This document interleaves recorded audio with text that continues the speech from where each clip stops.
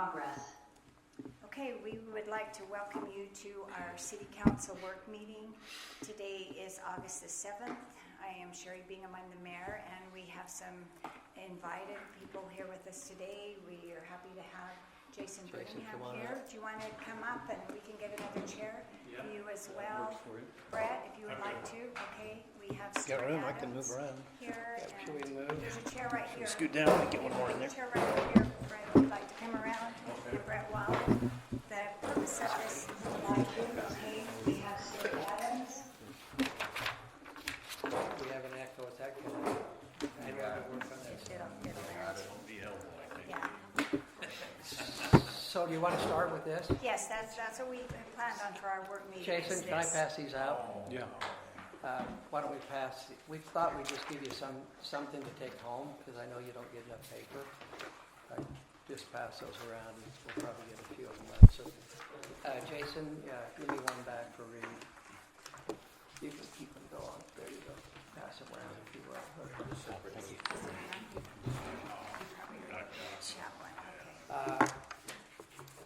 Jason, you want to start us? Yeah, I'd be happy to. Thank you for inviting me to come back again. I know that I spent some time with the council several months ago as we were retained or commissioned to do an economic and fiscal impact analysis relative to a proposed project. And I think I'm primarily here, I think, to address maybe some questions if you have some. What's prepared here has been my responses, in part, my responses to some of the questions that I believe have been out there that have probably come, potentially it could be from the council, potentially it's from residents and others, but wanted to provide this opportunity to visit with each of you guys and just visit about this a little bit and make sure that our study and the integrity of our study is understood of how we approached it and what the findings were. So with that, there's 4 main points here for reference. Thank you for putting that up. You'll Quick, I'll get it. Okay. It likes to display here, but Not there, okay. The full study, as you'll recall, several pages, we looked at economic impacts relative to the size and breadth in terms of what economic benefit is created here. But the more important element of this was really the fiscal impact, which is what's the financial benefit or cost relative to this if you're looking at it through the eyes of a community legislative body. So the city, primarily the county, and also the school district, the state of Utah, et cetera.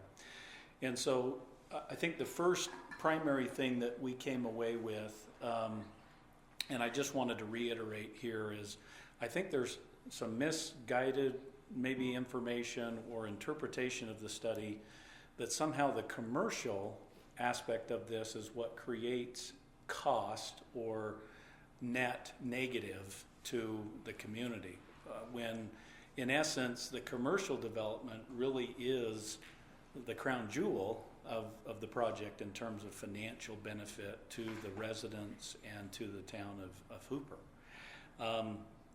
Now, why is that? Well, as we go into the analysis, we can paint that picture a little better, but what commercial activity ultimately brings is a plethora of tax base, including the sales tax, which is the primary vehicle here that generates benefit far above the cost of the actual services to service, for instance, the marketplace. And you want to go to the last page of the study, the complicated, and maybe I actually that's kind of hard to read. So if you go to this next page, we actually pulled some of the Hooper numbers out of there, and these numbers on the next page come right off of that sheet. You can see everybody in there, the state of Utah, Hooper. So if you look at this top part of this graph, you'll see $13,533,000 over there at the end for sales tax for Hooper. You probably can't see it on there, but it's on there on the very right-hand side It's a total of all 22 years of sales tax revenue. Can you get it over there? So how many years was that? Well, the commercial doesn't start for 3 years because it takes a So while to I can build it. point that, yeah, just scroll over there, you were right there. Find Hooper, So it's right, just hard to see up there. right here. Now, So- how many years is that number over? That's 22 years. Million 533. Because That's the if you same go size. back to the beginning of the study, if you go back to the sales tax, the other end of that study, that sales tax line, if you go to the far left now, all the way to the left. Okay, if you look at the city, the first sales tax numbers, if you look at this sheet, down on the fourth line, start at 401, 809. But there are no sales tax for 3 years. So that sales tax comes in over 21 years. Does that make sense? And then the next line down, I'm starting at the top of this sheet.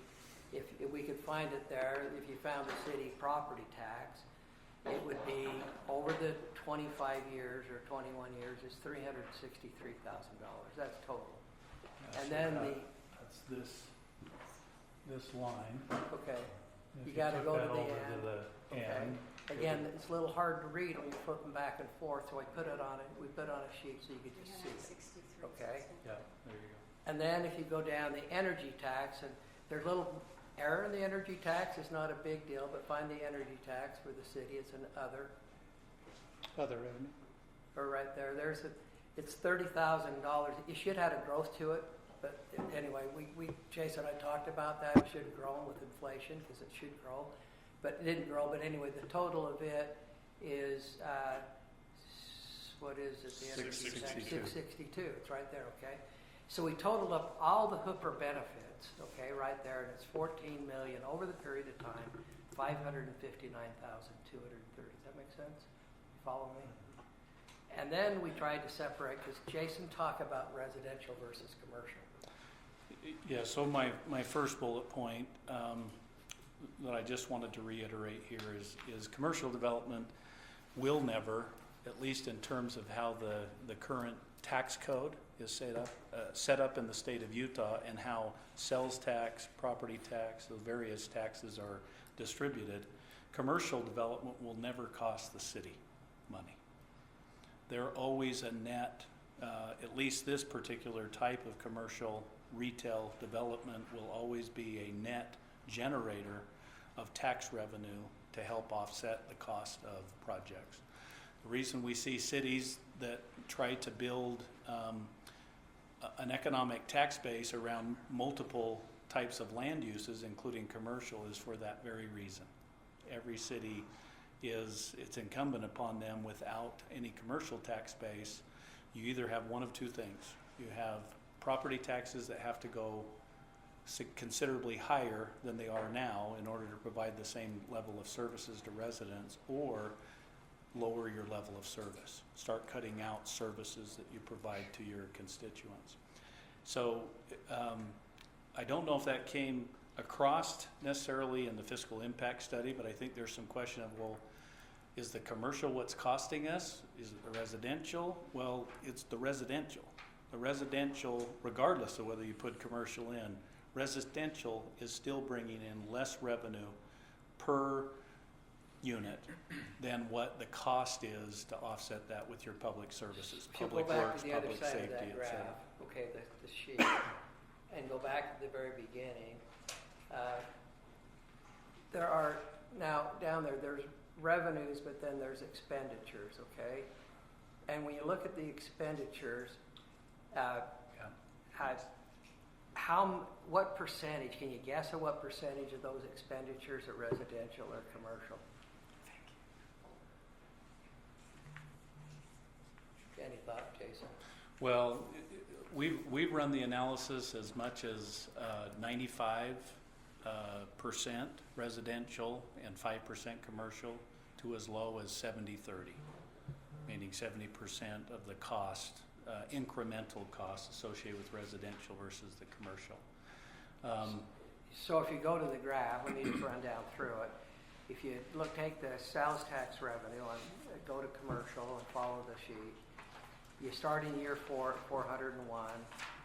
In year 25, it goes up to $800,000 a year of sales tax revenue. And so it produces that $13,533,000 that we saw at the end.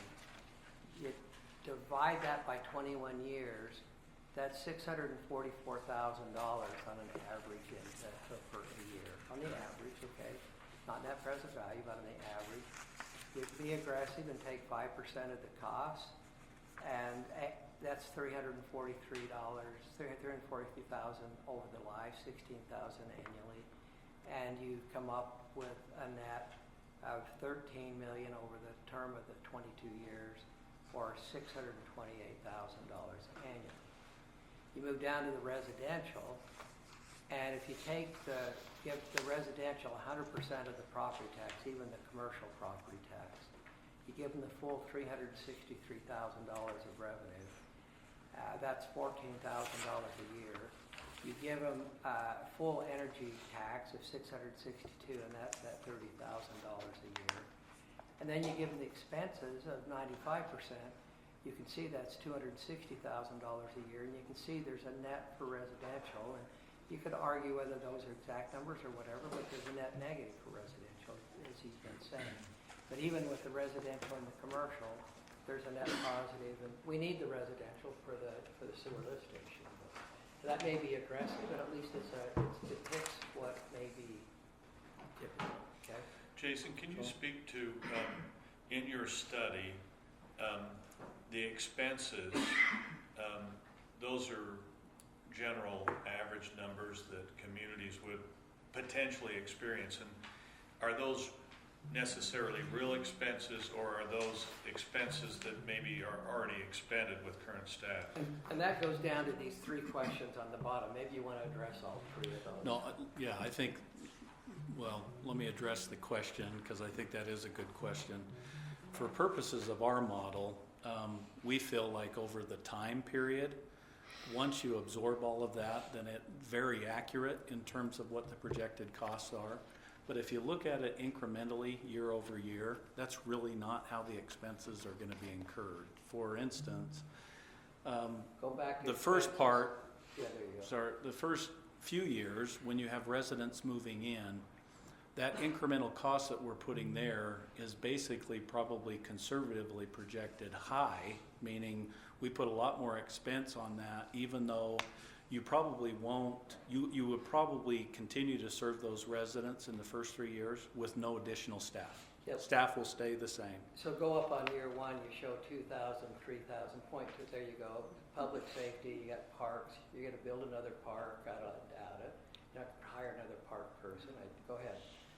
Talk about those expenses. Well, so that's the point, I guess, is what I'm answering there is, for our model purposes, we've incrementally tried to program in costs. The reality is we don't know when another person or employee or, those types of costs are going to be added. We do know over time they'll be added by virtue of the magnitude of the project and so forth. So what we do is kind of straight line and amortize that over the full body of the time frame. But when asked about this, I said, well, that's misleading. If what you're looking at and saying, well, residents are coming online and we're generating a little bit of revenue, which you can see very little, but it's offset by all of these expenses because of the way we've done it, then the bottom line, sorry, if you just shift down to the very bottom where we show this negative fiscal benefit, that's of everybody, not just Hooper, but it's incumbent upon Hooper as well. That's misleading because if what people are thinking is, well, the negative cost associated with that, one is a real cost, which I'm saying, no, it's extrapolated for purposes of taking it out over the 20-25 year period. The likelihood of having new staff added during the first 2 or 3 years, probably unlikely, but we didn't zero it out. We put an incremental cost in there. So they're placeholders, but not actual costs. Well, they're hard to determine whether they're actual costs. I can't determine when that trigger point is with you got 117 residential units. My first year of absorption, I might have 30 of those units. I don't know, 30 units could tip you over the scale because of all the other residential development and things that you have. There's no way of knowing that. So We what need to we've done hire is somebody- incrementally hire do somebody that. else or they'll be Yeah. apart. You So, also for- could Let have, me ask a question. So Yeah. if you go up to the city costs up there, let's go back up to those. And let's say you take public safety. So you calculated that 2,700 by taking the total amount they're paying for public safety, dividing that by the number of people in the city, and then getting an amount per person, and then extrapolating that to what you're going to add. yep. Well, that is a nice mapping way to do it, but it's not realistic at all. So Well, the it's park- not, The but- park's the same thing. Yeah. You're Yeah, only same thing gonna all have the way more down. If you parking do look spaces. over the period of time, I can show you Yeah. regression analysis is really what we ultimately do here is you look at a 30-year period, what I project in costs are going to be pretty close. So you Of have, total cost, what won't be close is the year-by-year components. and then the first 4 years, is any of that commercial? 3 or 4 years? Well, no, until- there's no commercial, anything that's in, costs related to the commercial side are all going to be defrayed by building permit revenues, impact fee revenues when they pay it, or any of the other planning permit fees, et cetera. Those are costs that you will incur, but should be offset by the fees that you charge. So There's some- no other costs associated with the commercial. So I want to understand this. So the first 4 years, there is no commercial, so there's no cost because the commercial starts in year 3 or 4, whenever you've got it up there. Right, all Yeah. those costs are associated with the idea that the residential units have a per household number of people living in them, and that's the per capita cost associated with what you Yeah, just so- described so- in terms of So if methodology. you take, for example, maybe it's easier to see on the state level, if you take your health and human services of 24,000, Right, what you're doing is saying, we'll take the whole population of the state, divide that into the state's cost for health and human services. That number will multiply times the number of people you're putting in Hooper, and that's your cost. yes, and it's not exactly linear, Yeah. so Yeah. recognize that I'm not treating it 100% as fixed costs. Right. I'm treating probably in that particular case for the state, I'm treating 40% of it as fixed costs, 60% of it variable. Okay. So And- I don't do a full cost Not exactly allocation that. as a full cost. How are you figuring the population? I don't have it right there, but I'm using the population of, maybe if you And scroll up just a before you little go, let me just say one other thing before you leave that sheet so you can see it. But the people that come to the commercial are not going to the park before they buy their groceries. You understand what I'm saying? It's the people living in the homes that are going to the park. And so it's the residential that is causing you to have to build a park.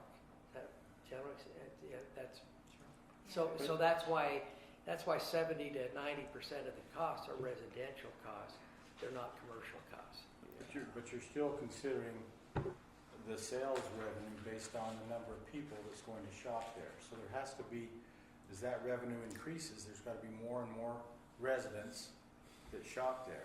Right. Is that, From somewhere. what percent are you showing every year Hooper has to grow in order to maintain this sales revenue that you're projecting? So I got some data from the state, Yeah. and I heard that West Haven's the second fastest growing city in the state. I've got to confirm that, but that's what I think. Right, but West Haven, But but so this sits on the border. If you're gonna lock the doors of the commercial and say it's only Hooper, that's one thing, but you're gonna have people come from multiple different cities. Does that make sense?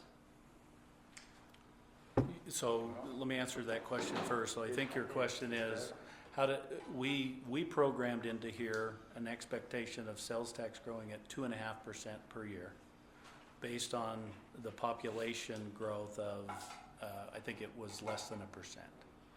That Hooper's population would grow less than 1% per year.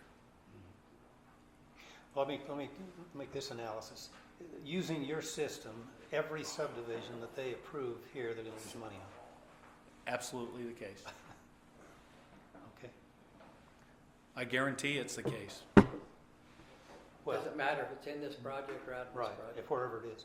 Property tax would make a difference, I suppose, but with, Well, sales tax, there's point of sale distribution, so if you're not growing with the overall pot of the state, then you're decreasing it becomes de minimis at some point because your population's not growing compared to the state. But you do get 50% distributed based on the Got a call from the population. North Ogden mayor this week, and you can see his text messages. Their sales tax decreased. Neil Berube called me and said, my sales tax decreased because my population's not growing. Help me. Yeah, I mean, that's just the way the formula works. We could argue whether the Because the state's formula of how sales tax is distributed is correct or not, but this is based on how the current formula works in the state.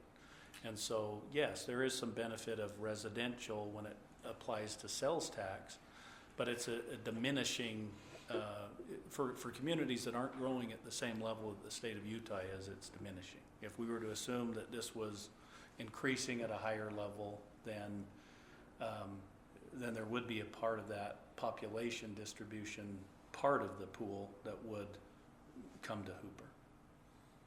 I have a question. We know that West Haven's getting a Walmart. It's on the north side. Mm-hmm. And most of our growth over the last 5-10 years has been on the north side. So with that level of competition being brought to the community, essentially on our doorsteps, are those numbers going to be skewed a little bit? Because they're within probably Fair. two miles of each other. Yeah, I mean, And I'm closer. I would be closer to the Walmart than the Smiths yeah. when it goes in. So I'm just. Yeah, again, look at it from the perspective, we were looking at it from an economic fiscal impact study. We really didn't have the full scope. We Right. suggested that there was more scope that you could do here in order in terms of studying the market analysis of that, but that wasn't what the city wanted to look at. But relative to that, we did look at other Smith's marketplaces in surrounding communities with similar types of issues, which is you always have cannibalization that can occur because retail doesn't, they're not respective of boundaries. You know, retail goes where retail goes, and whether it's just over the line and it absorbs what some of your residents are already contributing to your retail sales, that can go away. That happens in every community. But the ones that we've looked at specific to grocery, neighborhood grocer, retail developments that have mixed use with residential, we used a trend line that was less than that. We used 2.5%, which was our projected sales tax growth in that. Factored into that would be those things like you said. Well, what about Walmart being built, you know, in close proximity? What about the other grocers that already are within a concentric circle proximity that would, take some of that demand? So all of that's kind of been evaluated in terms of why we took 2.5%. Now, if you look at the state the last 10 years, and that includes COVID, which we had kind of a blip that went down for a period of time and then really went up double digits for a period of time, you're still tracking at almost 6.5% annual growth in sales tax. Now, a lot of that is coming through internet sales. When you consider as much shopping online that we do nowadays, that's probably a big contributor to some of those numbers as well. But I think Stewart's group did question us on why did we use 2.5% when there's much higher. 2.5 slow. There's a lot of statistics that would say that's a very low number. We use 2.5% because of all the factors that you mentioned. So you use 2.5% in growth at a 4% discount rate. That's going to destroy the value that, if you, it just doesn't, anyway. So 6% is the annual sales tax growth in the state. So I don't know. But it's a study and we're, anyway. Yeah. So I just want is to the make annual sure, growth in Yeah, sales I just, tax. maybe, and I don't want to oversimplify it, but on these costs, because I know there's a lot of questions and concerns about these costs initially, I just want to make sure we kind of understand and I understand. So really what you're saying is, one, those costs are associated with the residential, not the commercial, and that those residential costs, frankly, are going to happen regardless. Residential is going to, Unless you don't approve any more residential. right, you would pretty much have to shut down all future residential development in the whole city, right? Yeah, Okay. yeah, and So- even then, your trajectory of your revenue stream isn't staying up with your cost of services. Right. So And at then, some point, you're gonna have to raise your property taxes no matter what, because you're not growing out of it. right. There's no Without the- tax without the base that you're commercial. growing. Yeah, without the commercial is what Right. you're saying, right? Yeah. Okay. And then just to make sure I'm understanding, these are modeled costs, not necessarily actual costs. Yeah, we did not say, for instance, when you go up top for the city and say, oh, I assumed one PTE, part-time employee, to do A, B, C, and D, and this was the associated benefits with it. This was a new vehicle that had to go with it. No, it was Right. Okay. linear, regressive analysis that basically said, as you mentioned, which is, well, what's the total cost of you servicing the Yeah. community based on assessed value, based on per capita, and based on other factors? And then we didn't use 100% of the cost. We assumed some of it would be fixed, but some of it would be variable. Okay. That's what's built into that. And then as the consultant to the city, hired by the city, do you, in your opinion, are those modeled costs, not actual costs, but the modeled costs, is that grounds for not proceeding with the project? No,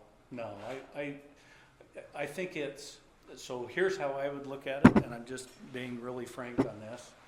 If, let me put it this way, if you were approving this development, and the developer should close his ears, but my opinion is if you pursue this with a development agreement, and ultimately there is the approval to move forward with this, one of the cautions I would have is not to approve the retail without having the commercial.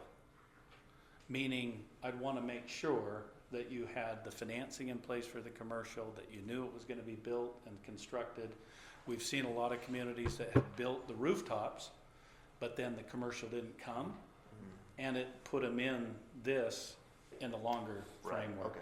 Yeah. So just, and maybe to repeat back, make sure I'm understanding. So essentially what you're saying is, well, one, I would assume you're saying that this project is worth pursuing. It's a net benefit to the yes. city. Yes.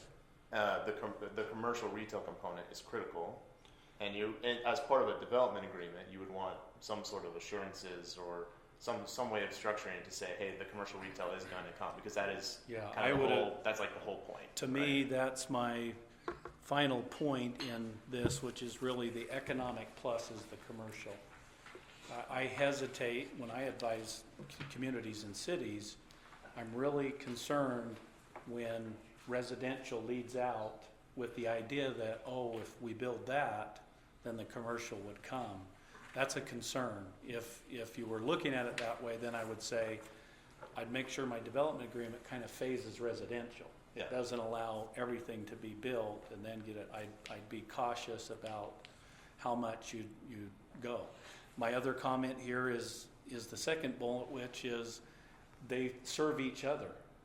If you approve the residential, to me, that's a negative impact on your economics. Doesn't make sense to do it when you do have the opportunity of the commercial. On the other side of this, I'm not sure the commercial is feasible without the rooftops that add to the proximal, your issue of, well, who's going to shop there if we've got these other opportunities and so forth. Proximity is going to play a big part in that. Now, not that 117 units is the total rooftop count that you would necessarily need for this, but adding into all the other things, that's a critical component of it. So to me, they're not standalone. To me, it doesn't make sense to pursue it on a standalone basis. Okay. So kind of, it would be ideal to go together Yes. with both components. Okay. And one thing that I want to ask too is that if you go down to the expenses, down to the total expenses or whatever they are for the city, but this project, the commercial doesn't cost a couple of $100,000 before it's built. Those are residential costs, right? One more time. I just want to know, I've heard that a lot from people, that the commercial is going to cost us $200,000 before it's built. But basically what you're saying, those are the parks and the public works and the general government expenses are all residential expenses before the commercial's built. Which will occur regardless of the project. Yeah. Which will, in our model, the way we're doing it, probably would occur anyway, even without the 117 units, because Right. it is a linear projection of this is what your costs are Right, gonna okay. be as you look at it. So, And- oh yeah, go Yeah, ahead. and we need to stagger this in. We just can't pop the commercial in without the sewer and water. They need to be done simultaneously. So you've got a couple of years that may be limited residential until the commercial is built. Maybe you go, it's a part of the residential to try to get the infrastructure in, try to make the numbers work. Yeah, my point on the development agreement is, that's where I would advise to be cautious with, the entitlement of all the residential without having a very clear indication of when the commercial is coming, or if it's, those types of components to it. Yeah, That's- so again, maybe to repeat back, in the event that the project's approved, your recommendation or, caution is to approve conditional upon a development agreement. Is that essentially what you're saying? That would be my feeling, So so. we got another sheet here to go through. Can you go back now to there's a CRA event. Go back to Hooper City and there's up on the sheet. Go back a couple till you can find go keep going. It's 2 or 3 pages. Like you're so big right now. You're just going by lines. You got to go a couple of 3 pages. I don't know where it's at in there. But, You're talking about the tax increment? yeah, tax increment. So help me out to find it there. It's got to keep going, keep going, keep going, keep going, keep going. So you'll find something that says Hooper in there or something. Keep going. Getting closer. Maybe right in here. Let's right in there, in that area, I think. Okay. So, So what on this sheet again we pulled out the tax increment, and it's a little hard to read in the study. So if you go up there, go up another page. I don't know where, maybe down a page. I want to make sure I didn't pass it. There it is, right there. So there you see the amount of property tax. This is additional property tax that doesn't exist today. So you build the project and it creates for Weber County it's on the top line here, $1,326,000 or a net present value of $800. Can I preface this first, because I Yeah. just want to make sure we have the concept in mind. If you just scroll up just a tad higher, just a little higher, and then I'll kind of work my way down. Okay, let's start right there. So tax increment, the prior page is even more helpful, but there's that graph of what is tax increment. It starts with, you start with a taxable value that's kind of your base year. For instance, let's say that's 0. It's more than 0. Maybe it's 200, 400,000, whatever it is. And then you get incremental development that builds on top of that adds taxable value, property tax So value. that's property tax. So this is the cumulative taxable value that doesn't exist there now, but will be over and above whatever is frozen right now on the tax rolls that's already there. So we're projecting $53.8 million. The base year value is structured in there, which is $3 million on that 46 acres. It's worth 3 point whatever million on the tax rolls right now. So you continue to receive the tax revenues off of the value of 3 million. So it's only the 53.8 million, which is the incremental values of all of those projects. So once you get that, then you apply the tax rate for estimation purposes, what the current tax rate is, and that's what you get down below here, which is the property tax revenues. Keep going down. Does that make sense? So now you have this total of 11.1 million of property taxes. You can see your 363,000, which we showed you on that other page over that life. And then if you scroll down a little more, the CRA, in our model, we projected that 75% of it would be participated by each of the taxing entities, including the city, just property tax. And then you go down, now with that preface, So do you this want to is- go through Yeah, it? this is now 75%, okay? So it doesn't include 100%. This is the value that if you used the 75%, that would come into the CRA. 75% of the increment. Yeah, Increment. yeah, when you say increment, that's a weird word, but I like to say it's taxes you don't have, new taxes, okay? So taxes that when you do the project, it's additional tax that you don't have today. Because you're gonna continue to get the old tax regardless. This is just new tax that you don't have. So you take 75% of the new tax you don't have, and Weaver gets $1.3 million of it. Weaver School Districts get $3.4 million. And then you go down through it, you can read them all there. There's 2 fire districts, I don't understand that, maybe you do. But- One is for O&M and one is for their general obligation bond that they passed to build fire station apparatus. So is this the amount that goes in for development, or is that the 25% remaining? Yeah, so there's, in addition to the 6 million you see down there total, there's another 25% of that, so probably. And the entities will all two- get 2 that. million they get, okay?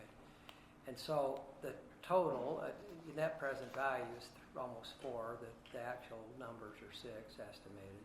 So the agency gets that 6 million, I've just taken it right off that sheet, you can see it right there.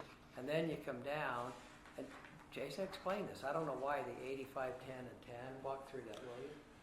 Well, some of it's statutory. So as a city council, if you were to create a community reinvestment agency and then create a project area for this 46 acres, the state says that's great, you can do that if the taxing entities approve interlocal agreements and are willing to do the 75%. We mandate, though, that you can't take 100% of that and put it into whatever. And that's where these buckets have been specifically called out. And so the redevelopment activities are just really what's left over after the state has said you have to at least put 10% towards housing. And so that's a state requirement. What Now, is that? What is that 10%? it could be affordable or moderate income housing. It could be for infrastructure that supports affordable or moderate income housing. Like a sewer lift station. Sewer lift station potentially, if there are affordable homes or residences that are able to benefit from the sewer treatment, or from the sewer lift station. Sometimes communities don't have a housing plan or don't have a really good affordable housing approach, so they'll team with the county to do it through a county housing authority, or sometimes even the state through the Olene Walker Housing Trust Fund. There's other ways to deploy that. But what they say is 10% needs to be allocated to support moderate to affordable housing for those of incomes that would meet that, that criteria. Doesn't have to be in housing subsidy per se, or even building housing. You could use it for public infrastructure that supports those needs as well. And then administration is more of a technical way in which the code says we know that the agency are going to have requirements now. Once you create a project area, you have to report annually. Not only do the budget like you do with your city council, with the general fund and so forth, you have another budget to administer, but you also have annual reporting requirements you have to do with that. And so what the state has said is that you can use up to 5% of that increment to defray the costs that you might incur to manage the agency, if that makes sense. Then the balance of that is what they say you can use for project development according to the act. So there's certain things in the act that you can do it. Public infrastructure is probably the one that it's most designed to do. So sewer lift station would definitely fit within that.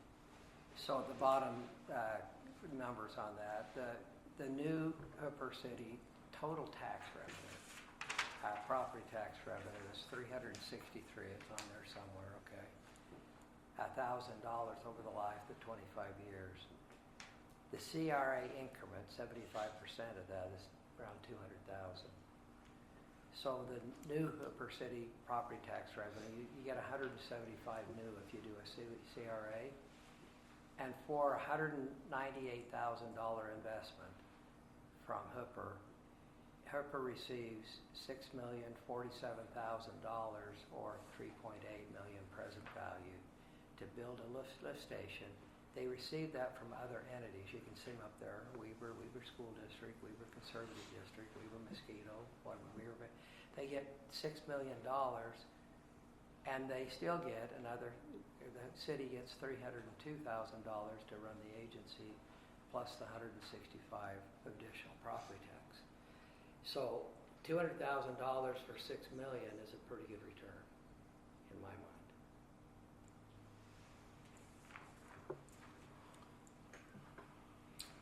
I think the only other maybe bullet point that I didn't cover was just my third one of the four, was the idea of funding the sewer lift station. So when we were asked to look at this, also from the feasibility perspective of this, we looked at rooftops as being an important part. We also looked at the idea of the reason we have tax increment or impact fees or pioneer agreements, all these types of maybe vehicles to fund a bigger project that's regional in nature and then have a mechanism to pay for it, is because it is a barrier to project development finance. Meaning the financial institutions look at this overall project, you saw $60 million of total costs, and the banks are going to lend on that, or commercial entities are going to lend on that based on certain, loan to value ratio. Well, when you increase the offsite public infrastructure cost, it also has to come, as part of this capital structure, capital stack. Sometimes you start getting in that area where it doesn't pencil, meaning you got to either go get more equity, which costs a lot more capital, and then you can't get the leases, the lease rents, or the rates or whatnot that you would need to offset that. And so it creates what we call a gap. There's a gap financing, and that's really reason why CRAs are used. Other tools, public infrastructure districts where they assess property to put those in, that's another way. Impact fees, where you'd have to charge everybody impact fees to collect and offset the disproportional amount that the developer would pay. So the way our study looked at it is we assumed that the sewer lift station would provide more capacity, more volume than just the 165,000 square feet of retail and the 117 residential units. We assumed that that would open the capacity to much larger. And so when we did the analysis, we looked at the different ways in which that could be defrayed, that cost, and we suggested, well, yeah, if there was a mechanism like tax increment where that revenue source could be captured, and you use that to pay for the sewer lift station, then it would offset that additional cost, which is a barrier really to getting this capitalized and financed. And so that's how it was looked at. Now, we didn't Our project pays our share, though, of that. Right, you pay your share of it, but what I'd say our feasibility analysis didn't look at is we didn't look at the capital structure per se. We don't know what the financing mechanism, all I can go off is the experience that we've had in other areas where we know what the capital stack looks like, we know what those additional costs mean relative to the development. We also didn't really spend a lot of time with impact fees, but impact fees are another way that you could maybe bring down the amount of tax increment, but the concern is how long does it take to pay that back? And then you've got the issue with the commercial lender of saying, well, you're not growing very much, or it's dependent upon growth that comes in, and so how do we know that those impact fees are going to come? Whereas the tax increment, once this is built, this is going to come, right? One of the things we've done, and they could do as a city council, is loan the money to the lift station that comes through the tax increment, and then the impact fees that come later could pay off that loan or loan. yeah, and that way reduce and then that way the money comes back through the city Yeah. council, and they can utilize it as direct and either pay off the the loan, so to speak, or they could use Yeah. it for other Yeah. benefits. Well, I've seen that yeah. done. I would, I'd highly advise then that you take some time to research and understand the IFFPs, so the impact fee facility plans and the impact fee analyses that you have to go through. There's statutory requirements all set with those. This is a unique sewer lift station, so I don't know how regional it is, but it could be considered citywide. But those elements you have to address in terms of, well, who would pay the proportional share that isn't the developer's proportion? Yeah, well, and sorry for me to recap. I just want to recap a few things, make sure I understand what you're Okay. saying, right? So, one, in your opinion and assessment, the cost of the sewer lift station, which we know is needed for the development, and we've already established that the development would be a net positive for the city, right? So in order for the development to happen, we need the sewer lift station, and the costs of the sewer lift station are beyond what the project can bear on its own. Is that accurate? Yeah, from a limited review perspective and more from a comparable perspective of like projects that we do know what the capital structure is and we've been able to ascertain, Right. $2 or $3 Yeah. million So of essentially, off-site yeah. costs are not insignificant in a $50 or $60 million Right. project. So essentially, what you're saying is if like it was asked of the development to completely fund the sewer lift station, that's beyond what would be reasonable and possible to make it actually make sense Yeah. financially. I don't think there would be incentive for the developer to do it. Okay. I don't know why the So- developer would do it, because Right. the additional equity that you'd have to raise, you'd have to pay Right. back at 20% or Right. more. Right. And And so then what you're saying with that kind of known is the CRA is an appropriate mechanism to help make that work. yes, because there's a barrier for the development in this case.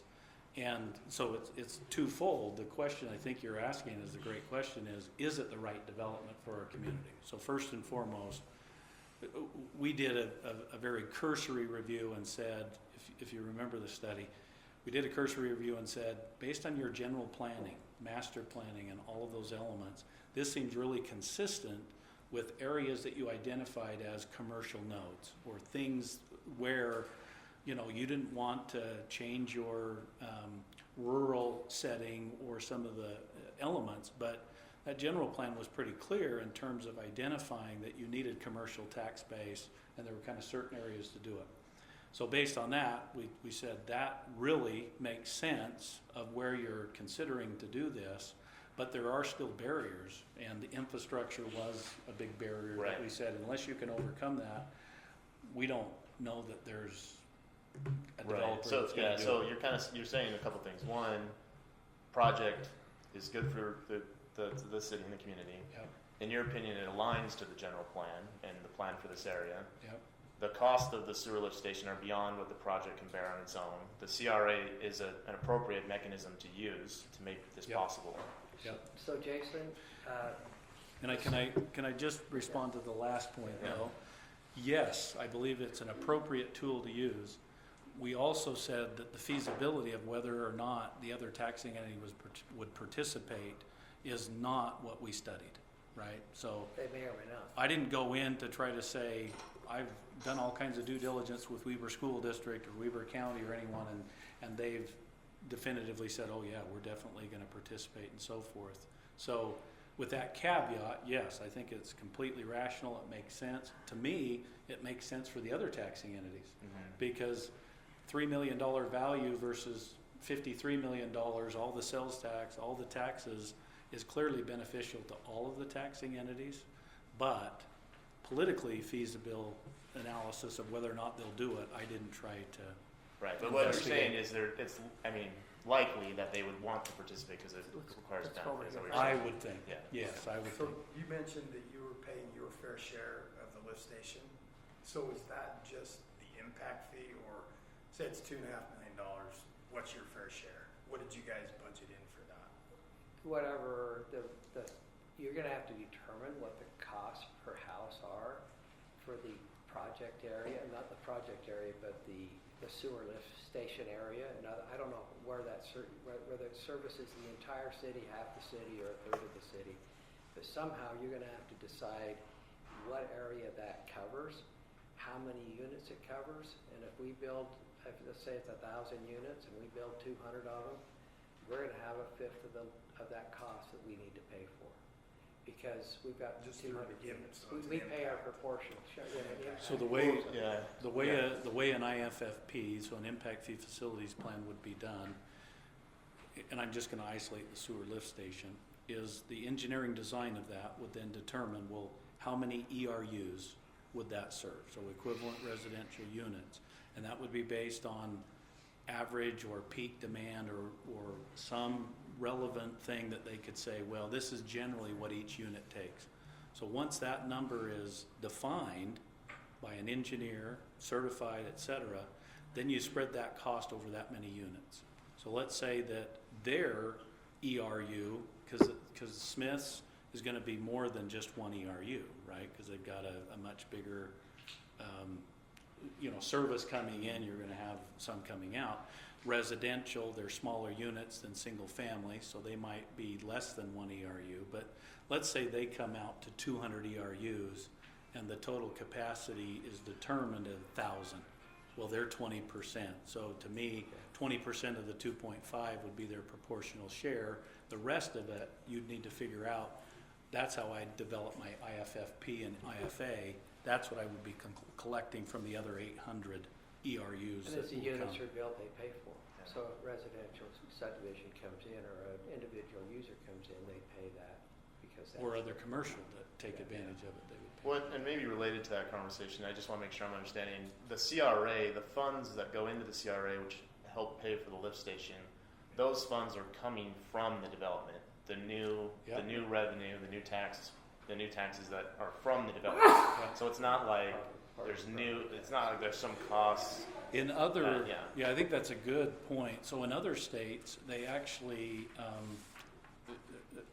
they have legislation, instead of remitting it, paying it and then remitting it back, is they just forego it. So we don't have that in the state of Utah. So these taxes have to be paid. This is just more of a concentrated way of focusing those specific revenues to an issue Right. within that area. Yeah. So the 6 million is more than the lift station, we're hoping, okay? Even at the present value of 4 million, we hope the lift station doesn't cost that much. How do they make this project area bigger? If they want to include additional they want to spend they don't want to spend 2 million on a lift station, they want to spend all 4 million and do some other projects.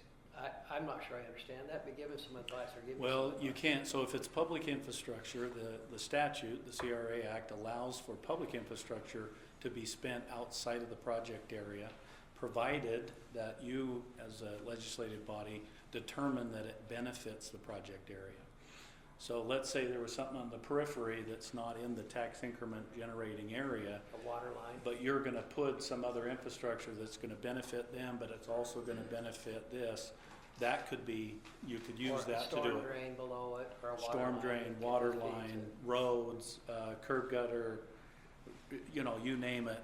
You also have the argument of, remember, the 10% of it could also be used for affordable housing anywhere in the city.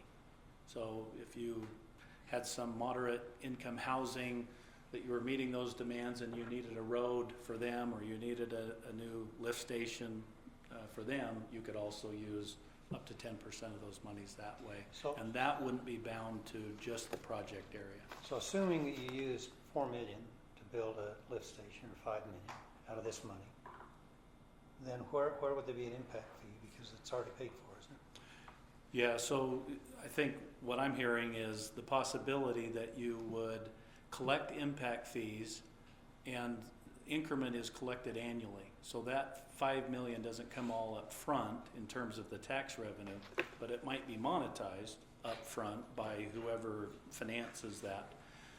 Yours is a great question. What we would do in the case of using impact fees is we would credit that, or we would credit, as impact fees come in, we credit against future tax increment. So if we had a 20-year project area and we're gonna collect $6 million over that life, but the impact fees as they come in are gonna defray, what do we say, 80%, $4.5 million.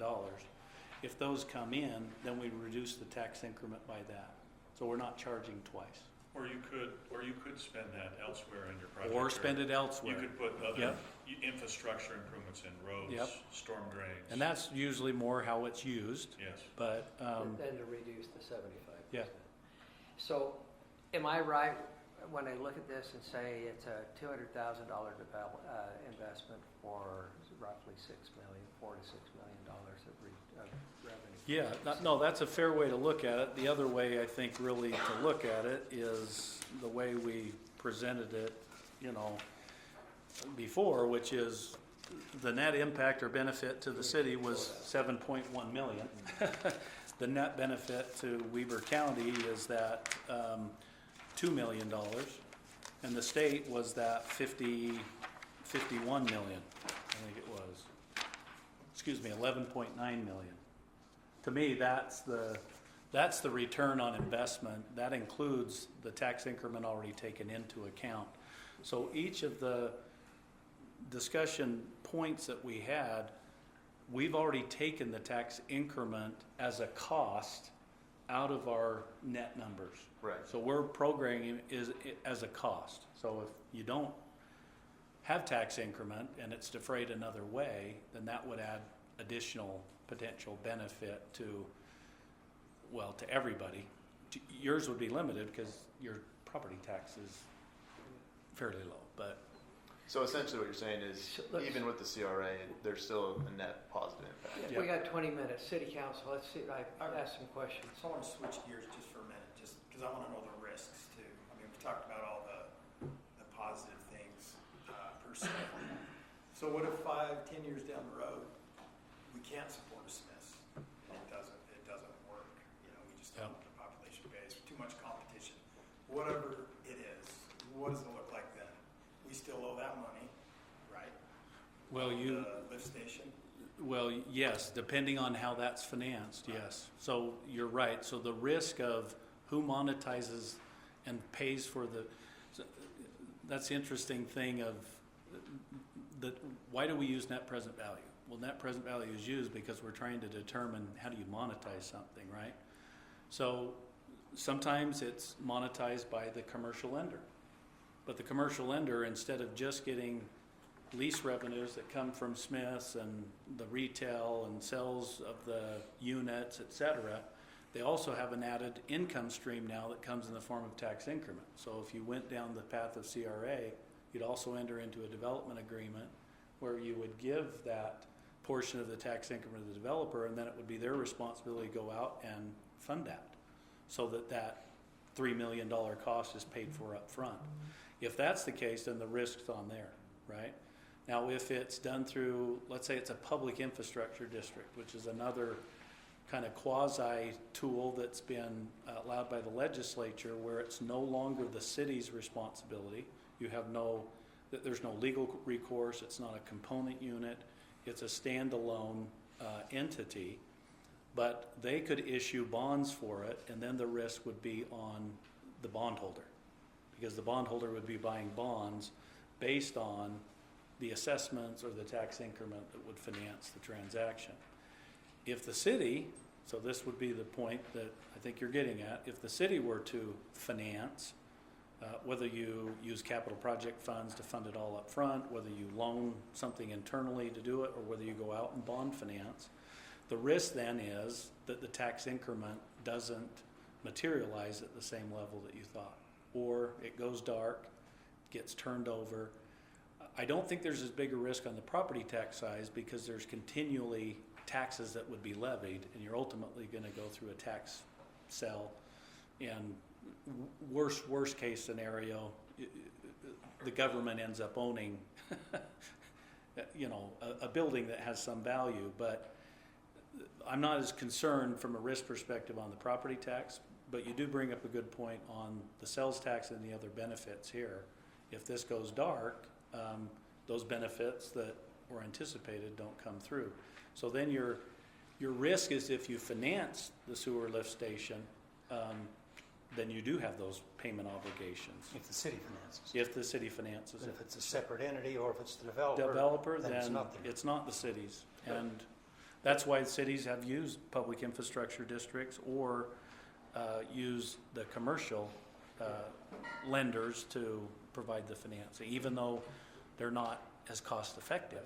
Your ability to borrow is a lot better than what the commercial rate would be, or But the discount rate changes when a commercial developer borrows, they borrow at a higher rate than the city. yeah, that was the point. So the I was making. revenue that comes in finances less. That makes sense, because you can't borrow as much. Just like for your house right now, 5% you can't borrow as much as you could at 2. So each of the entities have a different rate that they pay. And so that's part of what we look at too, and we've got to make a determination. And property tax, it is a lien on the property, and it's in front of a first mortgage. A first mortgage is in front of a second mortgage. So if something goes dark or gets foreclosed on, the property tax wipes out the first mortgage and the second mortgage if it gets sold. So property tax is really stable. Yeah, property tax is not, I think it's a great question. Property tax would not be the risk here, I believe, for the city. I do think it is the sales tax, and clearly the sales tax is We're not using any sales tax for the CRA. No, you're not. But I think in terms of the cost-benefit analysis, a lot of the cost-benefit is coming from the sales tax. Well, yeah, right, but if the funding is done through the tax increment funding with just property tax, and it's done through the developer, I don't see any risk to the city at all. And I don't see much risk to the developer because property taxes can go down.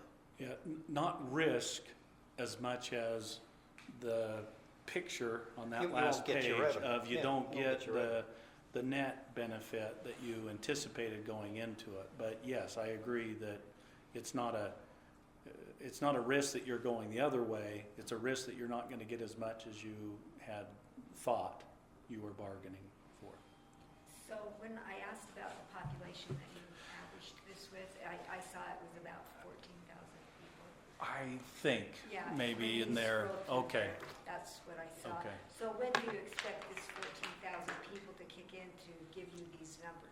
Oh, the 14,000? Can you just scroll through that again, Malcolm? I thought it was more like 9,900 or 9,000 That's about what we current have population. now. So I Yes. think we're using current population Okay. and then growing that at less than 1% a year. Okay, Yeah. so 14,000 would be what we'd be looking at in Maybe 20 20 years, 22 Okay. years, yeah. All right, thank The you. state's growing at about 3%. Yeah, I mean, West Haven, that comment's been made and we can verify that. We did some analysis on that. West Haven has been heavily growing population-wise, double digits. 10 or 12%. But basically, what you modeled is current population with almost no growth, maybe very minimal growth, is still sufficient to make this all work. To make Very, this work. very little growth in Hooper, but growth outside of Hooper. Yeah, like population just over 9,000, I think is what and then growing to about 14,000 by 2030. So, yeah. That's 25 years into the future. So go back to Bryce's question. Does that make sense? Yeah. As long as it's based on property tax, whether it's the city, the developer, or a separate entity, it's not likely the property tax is ever going to go away, so it's going to be paid off with property So the tax. risk is we don't get what we anticipate. And you don't get the revenue if the whole thing folds up, but you don't lose money either. Because there's no sales, just so it's clear, there's no sales tax involved in that CRA. It's all property. Never have asked for it. Correct. Never We've said yes. only looked at the 75%. I think it was a 15 or a 20-year project area. We did get informed a little bit. I shouldn't say I didn't do any due diligence regarding the CRA. I did talk to the Weber County Development Officer, Stephanie Russell. I did have some conversations also with the County Commission, Gage in particular. And I was told, well, we've got all kinds of policies, we've got frameworks in place in terms of what you could do. But when I ultimately told them what is tried to be accomplished, it sounded like the county in itself was supportive of that level. So that's why we use the 75%, whatever period of time. I think they're probably more inclined to do it in an area that you've never used the tool than an area where they've been using the tool a lot. Meaning, I think they're saying, you know, those areas are kind of self-supporting already. We don't need to do more. Here, I think they do feel like they'd like to, you know, participate and help. You have a question? Just about the numbers. When the LRB study first came out and we tried to digest it and understand it and look at it, you know, we were going off that number that wasn't the net present value, and then we understood what that meant. Okay. Somebody explain that to us. So the MPV at 4% was what we've always gone off of from that point. And the current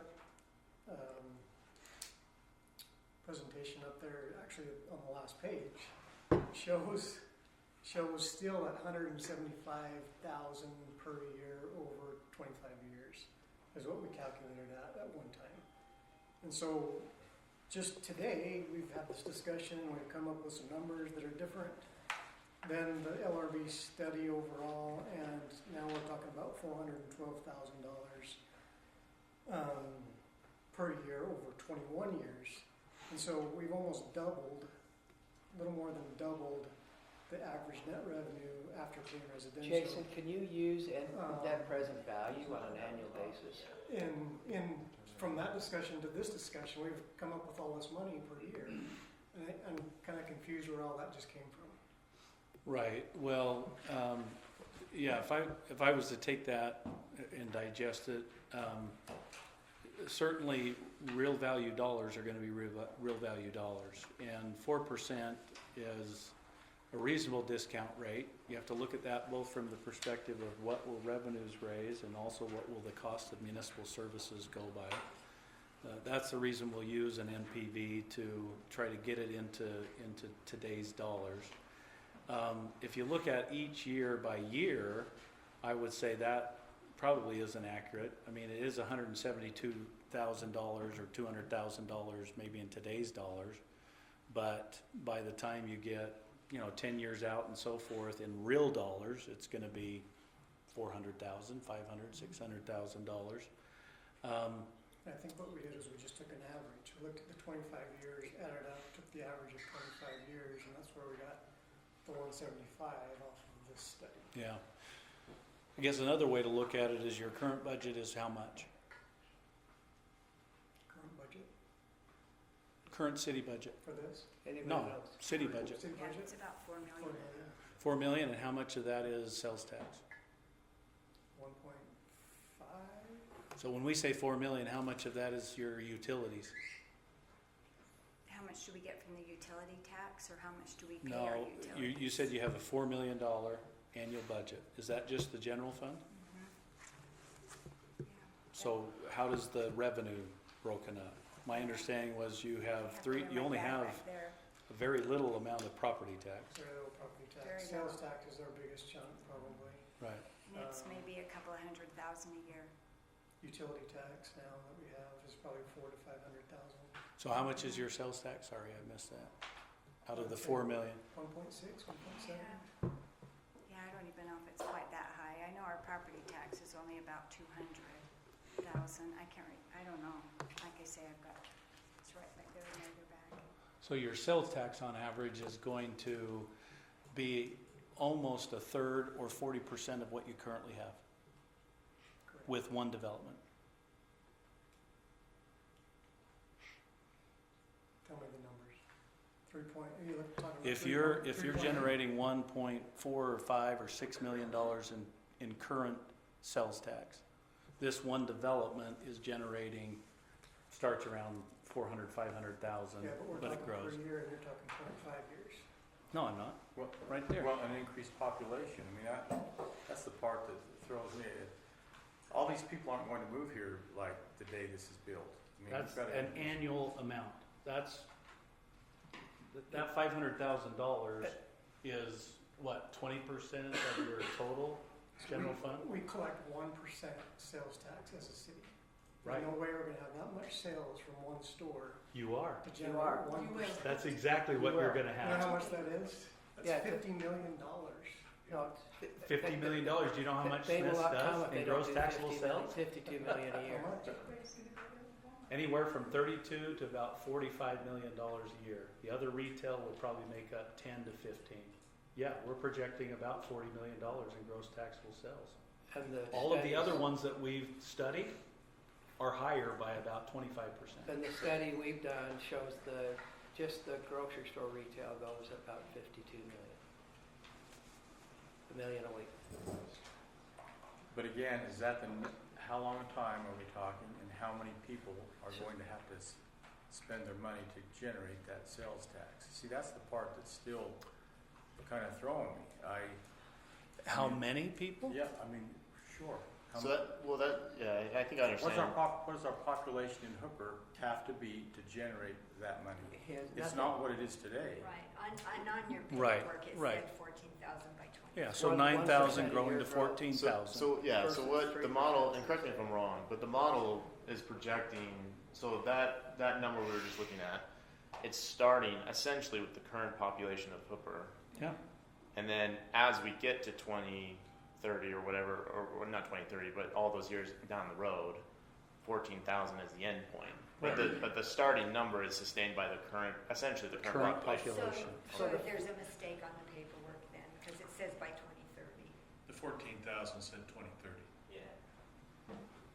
If you go back up. oh, yeah, I don't think that's correct. So it said It's by more of a 20, 20-year yes, yes, projection. yes. Okay, yeah, because that's where I was confused, Oh, I That makes thought sense, There yeah. was no way we could Really get good to a catch. population of. Yeah, no, it's in 5 saying, years.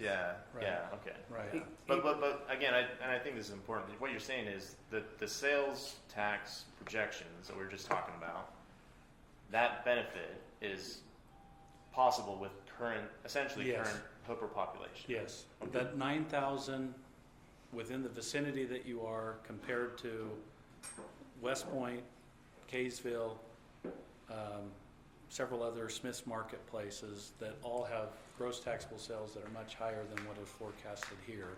Yes, it was our determination that the 9,000 would support that Smith's. Would you say that your revenues are conservative and your expenses Yes, are conservative, going the opposite? yeah, I don't know how else to Yeah, say that than, I you just know, want to make sure that's clear. Yeah. Well, yeah, you model the worst case scenario. yeah. But everybody's attributing the $200,000 of expenses to the commercial. If the residential went away, what kind of expenses are to the commercial? Again, 5%, 10%, maybe up to 30, you said? Up to 30, but we've modeled it But as low as 5, is up to 30. I mean, the reality is that's why commercial tax base is a component in most every general plan, because the way the financing of local government is in the state of Utah, we don't get the benefit of income tax, local government, right? The state benefits from income tax. We only get 1% on the state sales gets no tax. property tax. Well, the state gets no property tax, but as we've determined, property tax really isn't creating too much of a benefit. It's really the sales tax, and that's where it's a funding model, really, is why this dynamic works the way it does. If jobs, if you got income tax, a portion of the income tax flowed down to the local entities, then I'd be encouraging to go and get jobs, build data centers and build, industrial sites and so forth. But that doesn't cover your costs. So is it fair to evaluate the $400,000 to $500,000 to $600,000 to $700,000 of commercial coming in every year and subtract out the $200,000 of expenses and say the net commercial is $300,000?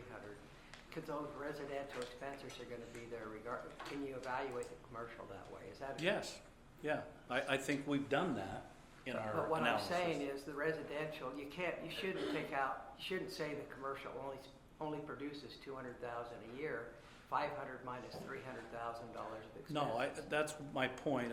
I guess I didn't do a very good job at addressing council members' question of, well, it's only 200,000. No, it's a lot more than that, because you're already in the hole with the development, with residential development, a couple 100,000 or more.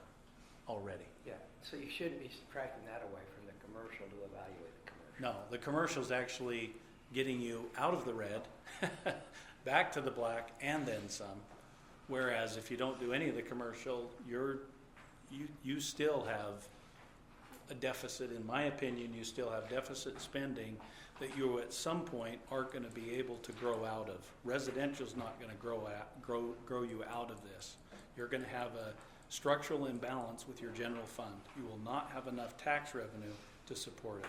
So the only way you could do it is raise your property tax. So one other question I've heard from the council is these other cities do a lot of commercial, but they still have tax demands. So what happens, they do the commercial, then they build a whole bunch of residential around it, and the residential sucks up all of the revenue coming from the commercial, is what you're Yep. saying. Yep.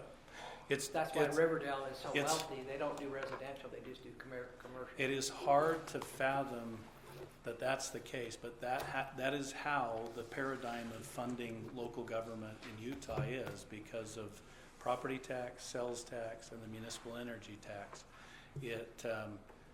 You're limited, and you don't have any flexibility on the sales tax. Once you've imposed the 1%, that's all the flexibility that you have. Property tax, you've got plenty of bandwidth. Literally 10, 12, 14, 15 times the bandwidth that you're currently using, but that does not usually politically a very easy tax to go about and increase. So is this on the agenda tonight? I don't know. It is, yes. Yes, so if you can stay, then we'll be discussing it again on our agenda, because it is on our agenda, so. If you want it on, you should take it off. Yes, if you want it off, we can take it off, but it Well, was. I don't know where the council is. I'd like it on if there's positive outcomes. If there's not, I think we probably ought to keep working on it. I'd let the council give direction there. It's not up to me. I was wondering, initially, even our planning commission really wanted to have this type of discussion, and they weren't allowed to do that because of costs. Why are we doing it with just us here tonight when the planning commission I also? called Jason and told him I'd pay for his time. You what? I called him and told him I'd pay for his time. This Thought it was healthy for you to have didn't cost the the city discussion. anything. I hope it's been helpful.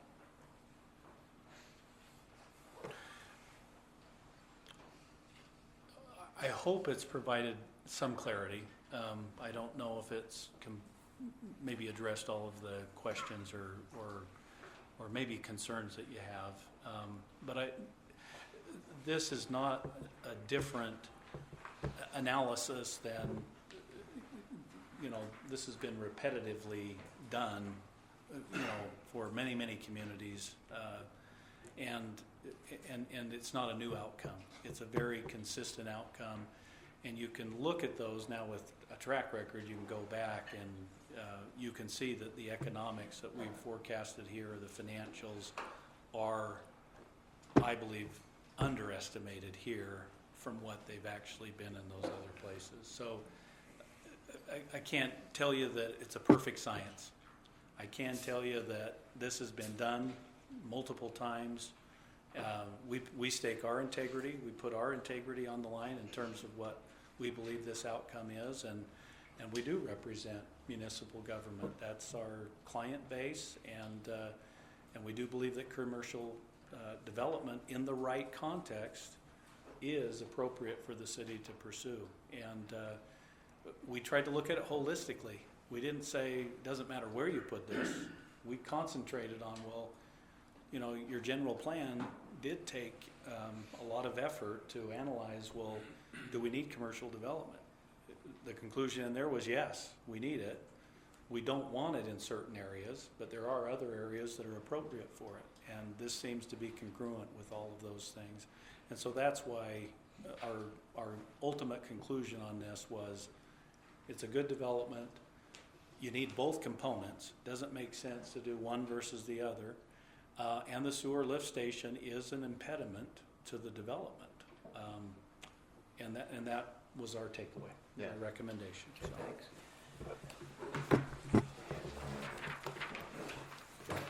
You have extra copies, and maybe you need more copies of that. I'm happy to share it with you. Yep.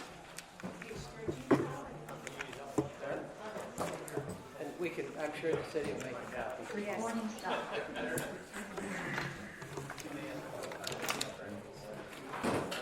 There are 4 of them, whoever wants to.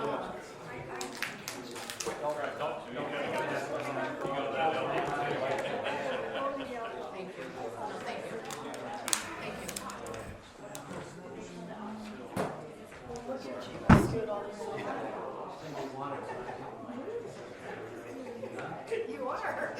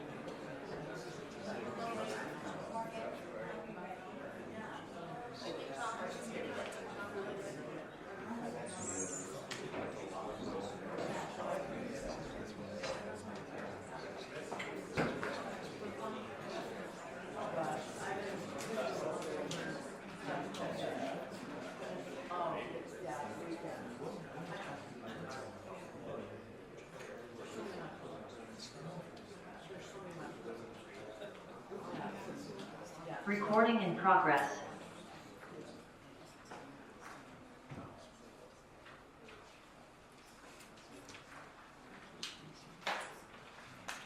We would like to welcome you to the City Council meeting at Upper City. I am Mayor Bingham and I will be conducting this meeting. It is Thursday, August 7th, 2025. We will go ahead and have a Pledge of Allegiance by Councilmember Fowers and then a reverence by Councilmember Gill. Here we all stand.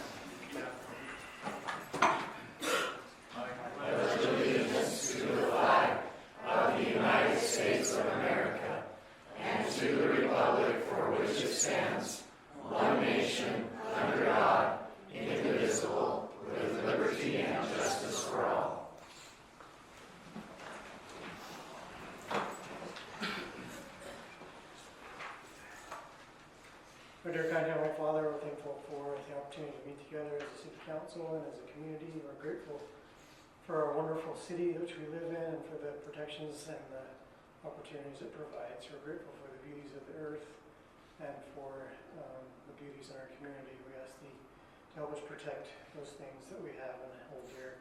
We're grateful for each other and our neighbors and friends. We pray we can treat each other with kindness and love and civility, and we pray for peace and happiness in all that we do. We pray for a civil meeting that all who have a desire to share their voices may do so. We pray for continued success of our city and to be a light on the hill. We're thankful for all we have in the name of Jesus Christ. Amen. Amen. Thank you. Just a few announcements of some upcoming events. So this is our 100th year of Hooper Tomato Days. We have already held our Junior Rodeo Queen Contest, our Rodeo Queen Contest, and so I just wanted to acknowledge these beautiful young women, all of those that were participated in the contest and those that were our winners, and so I just wanted to announce those. They will be reigning over our Hooper Tomato Days. Our queen last night that was crowned is Bryden Nielsen. First attendant, Shelby Van Tassel. Second attendant, Liv Thurgood. Our junior queen is Lila Priest. Our first princess is Presley Butler, and our junior princess is Boston Surius. And we're excited, and like I said, you will be seeing them over our celebration. The next event then that will occur with our celebration is on Monday, August the 25th. All of you should have received your newsletter. No matter how many times we proof, there is still always an error that seems to occur. In 3 places it said the correct Monday, August the 25th, and 1 place it was a typo and said Friday. That will be our community dinner and a dance. And because it is our 100th year celebration, we're trying to bring back some of our nostalgic events that we had. There's going to be a horse pull. That was one of the very first events that they ever had. There's going to be softball tournament. The Farm Bureau was famous for their tournaments that they had. There's going to be a cowboy mounted chute along with all of our other events. And so if you didn't get a copy of the newsletter, let us know. We have some extra copies here. And you can also look at our website and it will list all of those events. Another announcement I just want to remind you of that I did announce last time is the Central Weber Sewer District is going to be having a truth in taxation that all of you are invited to. This public hearing is going to be held on August the 18th at 6 o'clock p.m. at the Central Weber Sewer Administrative Building, which is located at 2618 West Pioneer Road in Marriott, Slaterville. And there's also a Zoom link that if any of you are interested in that, we can post this information out for that. Just one other quick announcement I want you to be aware of, even though it's not yet, but will be upcoming, is we have a very active veterans program here in the state of Utah. And many of you are familiar with Major Brent Taylor that used to be the mayor. He was serving as the mayor of North Ogden when he was killed in combat.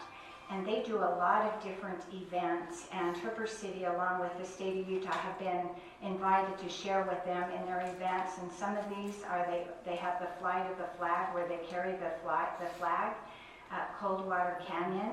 And so we're going to get involved with this more as a city, and we will be posting some of these events that you can be involved in. If you would be interested in helping carry the flag, and then they post that there's a lot of other events. And so again, I think this is something great to be involved in. We really do appreciate all those that have served in the past, those that are currently serving, all of those that serve in our military service. Okay, so I can't think of any other upcoming events to announce right at this time. So our next thing on our agenda is public comments. If anyone has a public comment they would like to make, please come up to the podium. You have 3 minutes. State your name, and then you will be given that time.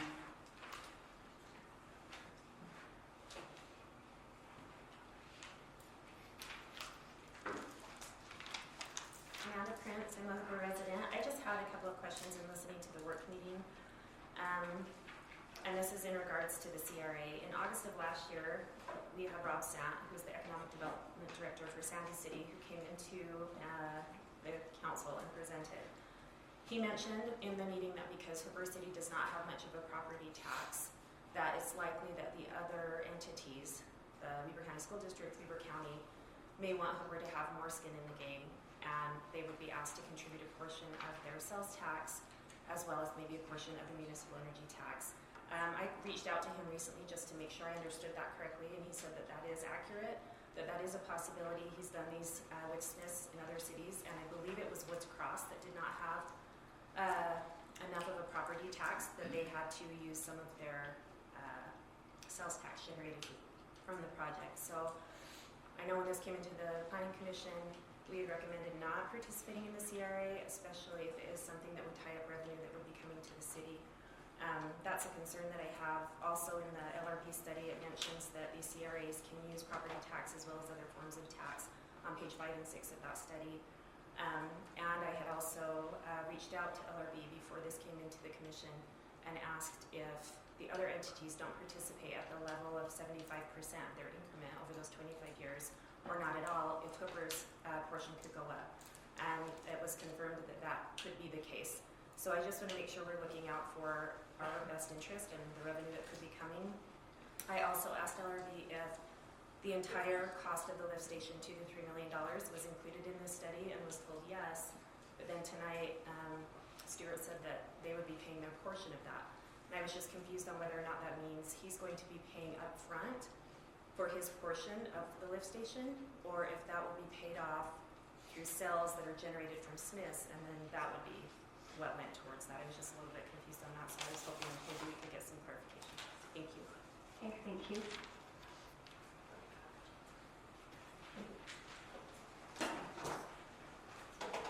Good evening, Travis Bates. I am a Hooper City resident. First, I want to tell you guys thank you. Are we ever going to be able to talk about anything else, right? It's been a long path, and I know you guys have had a lot of sleepless nights thinking about this project. A couple things that I want to talk about. First of all, Smiths wants this property. They wouldn't have their name on their board if they weren't interested. They've done their due diligence. These big retailers do their homework. They're not worried about a store being shuttered. When you look at the Kroger stores that are going to close across the country, those are going to be gentrified stores, probably similar to the one up on 1900 West, kind of their old models, neighborhoods that don't support them anymore. We need to realize that this Smiths is not going to just draw from 9,000 Hooper residents. It's going to draw from Rest Haven, it's going to draw from Roy, it will draw from Clinton. People are brand loyal, people like new things, people like new stores, and that store will do just fine. The retail pads in the front will be a bonus. I know everybody wishes for Chick-fil-A or whatever they want in there. Whatever's going to go in there will do just fine.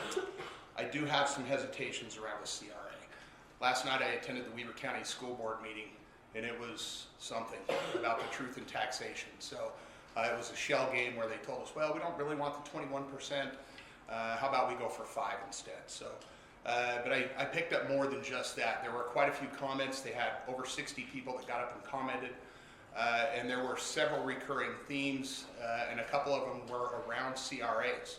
Weber County School District is currently supporting about $14 million in money that they're leaving on the table through CRAs, and people spoke very negatively about that. So, you know, as we look at CRAs, I don't think these organizations are going to be as open as we feel they might be. Everybody needs money, and everybody's asking for more money. So, look, I do support this project. I really do.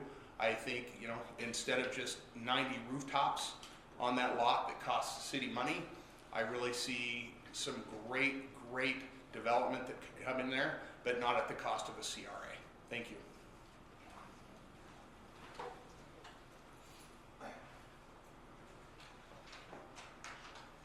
Stacy Judkins, Hooper resident.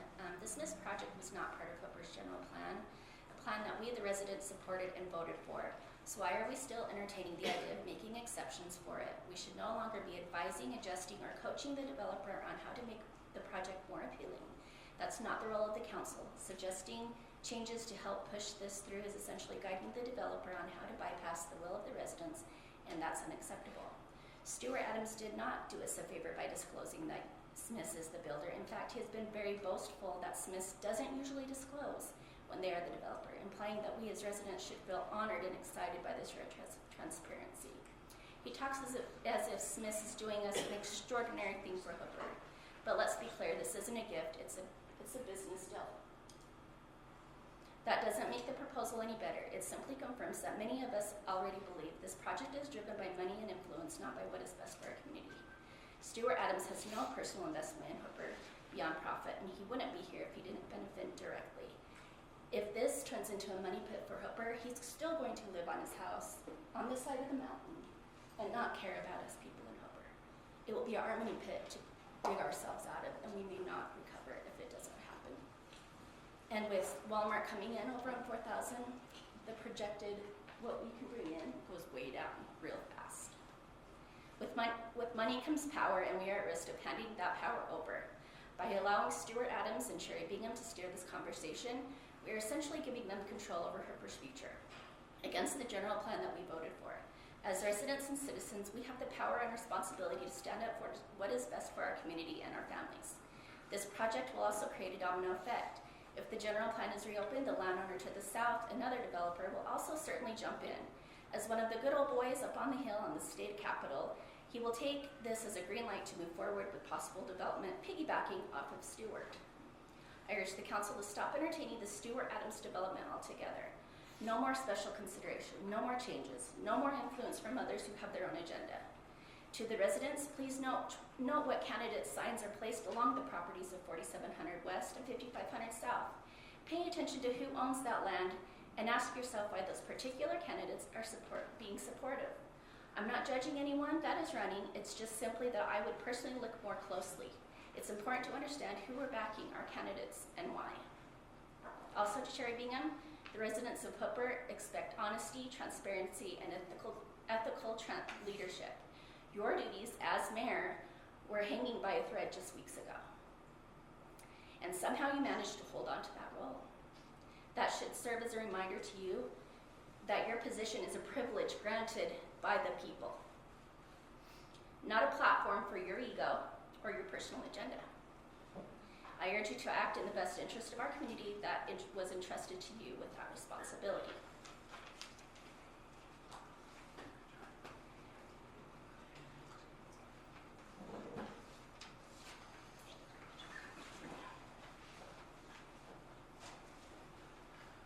Karen Peterson, 4651 West, 5100 South Hooper. The Hooper logo says preserving our past and protecting our present. The plan for Smith Plaza is not preserving our past or protecting us now. It is bringing in a bunch of new stores, not just Smith's, and a ton of dense housing will go in there behind. It will be adding these other stores too, plus a gas station. So it's not just a Smith's by itself. Smith is not going to pay for the pump station. I had that down. I didn't realize he was going to pay a small sum. Is that correct? Yes. A small sum. I'd like to know what that sum's going to be. And we'll be footing the bill for the rest of it. Smith doesn't care. They're in business to make money. They're not here to help our city. They're here to help themselves. This will be located in a badly congested area close to the school, no through street on 4700 West. All the residents around it will suffer. You neglect us on the east side of Hooper all the time. None of us are going to have, but none of you are going to have to live by it. We have to live by it. So keep that in mind when you make your vote. Most of the people for it are new in the area in the last few years, and they want convenience. The few older residents that want it is because it's not going to be by their house. Smith says it's not in the housing development business, which means that we'll turn that part over to a housing development company. They want smaller and smaller lots, which means more and more housing, and that's too much for Hooper. No one is going to get off at Legacy Highway, I'm sorry. Nobody's going to go off the Legacy Highway to come to Hooper to go to Smith's. I don't get off the freeway to go to West Point. I don't get off the freeway to go to Syracuse, Smith's. Nobody's going to get off the freeway to come to Hooper, I can tell you right now. Smith is in the business to help themselves and not us. Walmart is coming at Midland Drive. Smith is closing some stores to cut down because they aren't getting the business, and it's not going to work. You keep dragging this approval or disapproval out. I've come here 3 or 4 times myself and spoke up. And this is the last chance for you that are leaving us to help us. Please help us. Vote no. We have no one else to help us. Make tonight the right decision for all of us and vote no on this Smith Plaza tonight so we don't have to keep coming and coming and coming.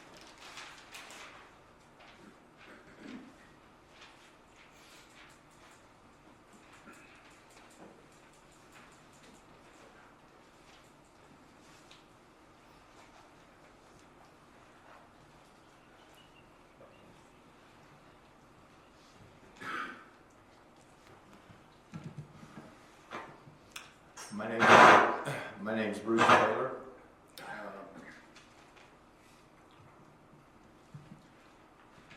I could talk for an hour about this Smith situation. but I only got 3 minutes. I'm here, and as you all know from the meeting on June 5th, I'm totally against this Smiths. Why? All it's ever talked about is the CRA. From day one, from over a year ago, Stuart Adams has said he's not paying a penny towards it. He should be paying for the pump station. Everybody knows and agrees with that. If he ain't paying for it, that means that we are all paying for it in some way. 40 acres of Hooper's land, 25 acres of commercial, and if maximize this project, once it is maximized and built, it will look like the intersection in Syracuse, in Layton, in West Point.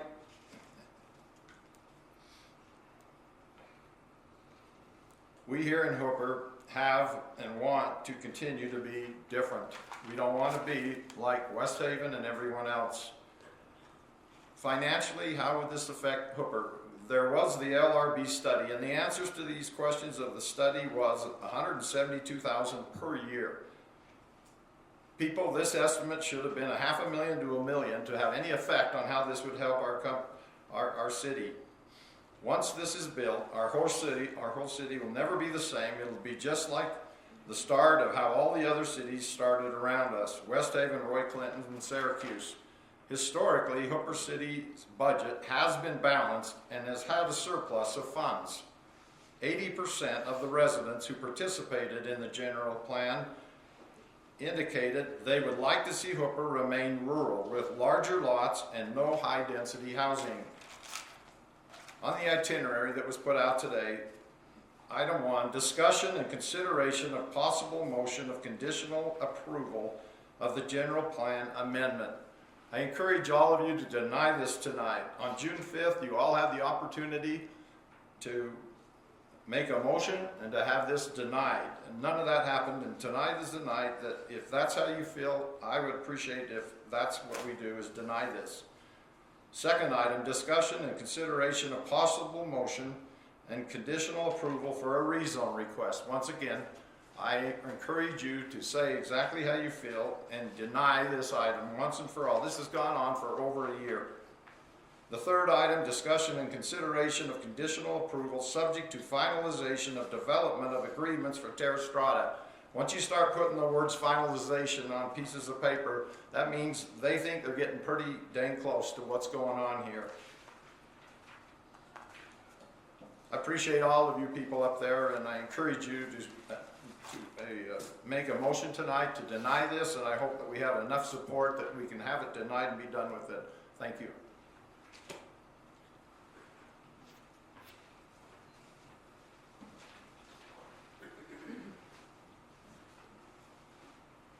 Jake Kelso, Hooper resident.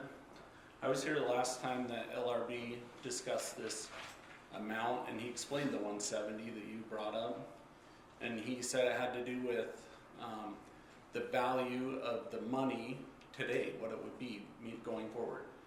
He's changing his tune. He's now saying 500,000. You should go back and watch the video because he made it very clear that that was our value today. He also now says there's a problem in the report that in 4 years we're going to have 14,000 people. Well, can we trust any of the report then if you didn't even get that right? I've emailed all the council members about my feelings on the TIF. It's just another way for crony capitalists to put in laws that allow them to take our tax money that is earmarked on our property taxes for specific taxes and use them for their own benefit and their own gain. And it's completely wrong, and we shouldn't support it as a city. And if we do support it, how are we going to tell the next developer we're not going to create a CRA and set up a TIF for them? It's going to put us in a bad position going forward with every other commercial developer that comes in.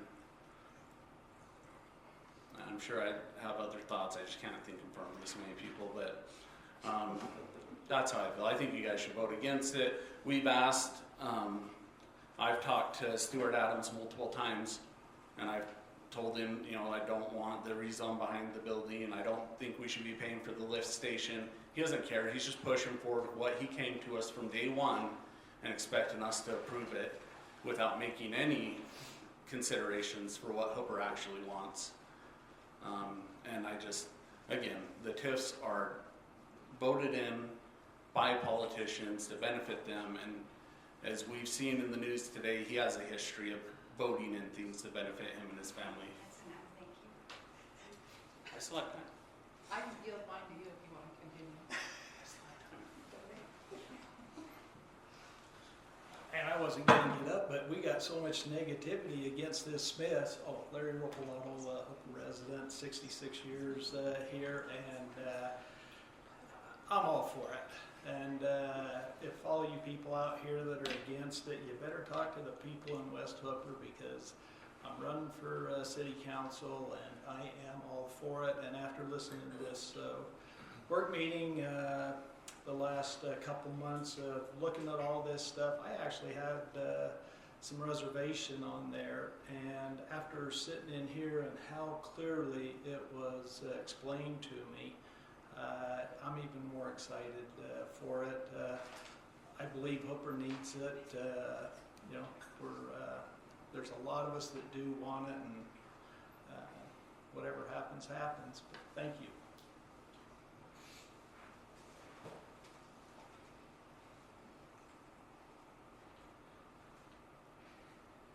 Okay, seeing no other public comments, we will move on. The next one then is a consent item. It's the approval of the minutes dated July 17th, 2025. Hopefully council has had a chance to review these minutes. Did you see any corrections or additions?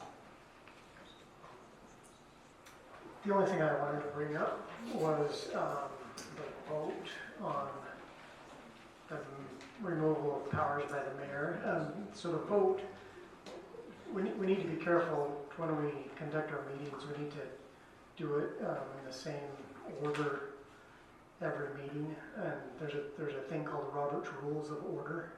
And in those guidelines or those principles, it talks about city councils being able to vote on city matters. So there was 5 of us here. We had a vote, but there was also a vote by the mayor, and there should not have been. And so I would recommend in our minutes that vote be taken out, even though it won't change the outcome, just to maintain the order of how we should operate as a city. So I want to give some clarification, and Ree can go ahead and do that as well. So when you are having a motion that is shifting powers or removing powers for the mayor does get a vote. But how that works is if there would have been a majority of the city council that would have voted in favor of removing the mayor's powers, and I would have voted with them, then that would have been counted. But if I voted against it, it had to be a unanimous vote by the city council. Am I explaining that? Yes, yes. So that's why I had a vote. So it was done correctly. If I would have voted yes to remove my power and there would have been the majority, then the vote would have carried. Because I voted against it, but also 2 other city council members, you would have had to have had a majority of the other 5 members. So that was correct, how the minutes were. I did have a couple of corrections that were just words to be taken out. If you go to page 2, under public comments, there was just were resolved. So if the closed door meeting took place, and if so, where the problems were resolved, there's just a second word that needs to be removed. And down below, under the statement by Carrie Call, again, there's just a word. If Hooper had to the budget, if the Hooper had the budget for it. Those were just a couple of words that I noticed.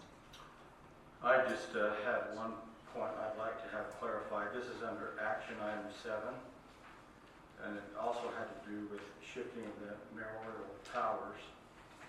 And Councilman Hill kind of explained that, after we had that closed door meeting, that he would have some oversight with the check register. He also brought up that I would be involved in interviews of employees as well. So I know there was an interview of an employee, but I was notified at 2 o'clock, and the interview was at 3 o'clock, and I wasn't home and couldn't attend. So the question I have, did the interview take place, or was it canceled so that we could follow the procedure that we approved in the minutes? And if someone was interviewed, were they hired or not hired, or how many people were even interviewed? My whole point was we had this in the minutes, and yet I was only notified 1 hour before that took place. So I'd just like some clarification on that. So can we go back? Right now, what we are doing on the agenda is we are approving the minutes. Are there any other corrections or additions to the minutes? Well, I'm looking at that as, does that need to be corrected then? On item 7. If that's not really what we approved, does that have to be corrected? So that, or not? I guess I'm not 100% following you, because what these minutes are is what were discussed in the meeting, and what our deputy recorder recorded as the minutes. So what you have in front of you is what was said at that meeting. So are you saying that what she typed is incorrect? That's what we're approving right now, are the minutes. I think what he's saying is, like in the minutes, it states some specific, it gives them an outline of what his duty is going forward, and that wasn't followed like the following week. So do we take him off of that, or do we actually follow what the minutes say?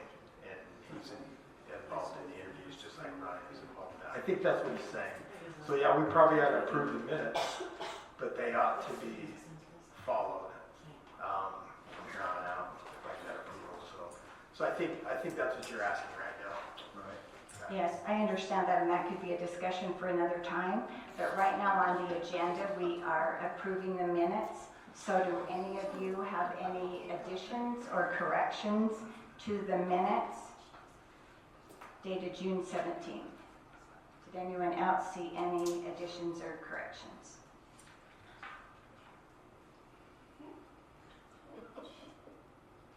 No additions or corrections. So is there someone that will make a motion to approve the minutes? I'll make a motion to approve minutes dated July 17th, 2025. Okay, the motion was made by Councilmember Wilcox. Is there a second? The second is made by Councilmember Hill. All in favor? Aye. Aye. Any opposed? Okay, those motions are approved then with just those couple of corrections. Okay, then the next thing on our agenda was going to be a discussion on the Tomato Days. Erin Mon was not able to come tonight, and so she emailed everyone an email about that, concerning that. So if anyone has any questions, I think she gave you her contact information that you can follow up with Erin. Did everyone receive that email from Erin? Okay. Okay, so next on the agenda then. Can we ask some questions? Sure. About Tomato Days, generally, the council's been involved in some of the decision making, as far as dates and times and events and so on and so forth, and I don't feel like any of us have had any say in it this time. I don't know the rest of you, but who decided to have the dinner on Monday? That's my first question. So without Erin being here, do you want to wait another time when Erin's here and you can have that discussion? She is our community events coordinator, so I think that would be a fitting discussion to have with Erin. We could schedule another meeting if you would like to, just specifically for that with Erin, if you would like to. I think all the decisions have already been made, is what my frustration is, and so, I mean, it'd be nice to know just that question, why are we having a dinner on Monday after we've had it on Friday for ever? Well, I can give a little bit of feedback because of that. You know, there were a lot of things that I wasn't as familiar with being mayor, but one thing I am very familiar with is community events. Is that one there?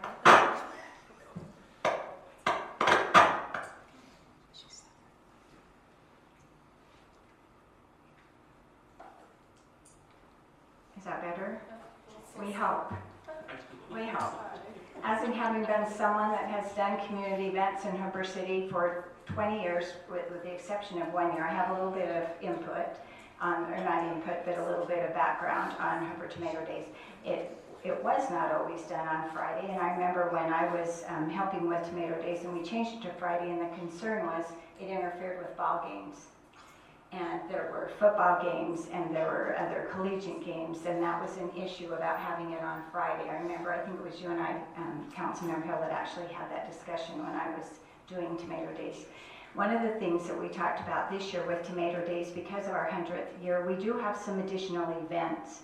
One of the reasons that were talked about, I believe with Aaron and some of the other committee people, that the volunteers, we have a great group of volunteers here in Hooper, was Monday night. Having it would be probably a more better time that people could come. We now have 4 high schools in Hooper that our students are attending. So you take that many high school events that could be happening on a Friday night, that could take a substantial amount of people from our community attending events. So that was one consideration I remember hearing her talk about. And also we're going to do a family dance. One of the big things they did back in the days with Hooper Tomato Days is they always had a dance. And so this year it's not going to just be the community dinner, it's going to be a community dinner and a dance, and it's actually labeled family dinner and a dance.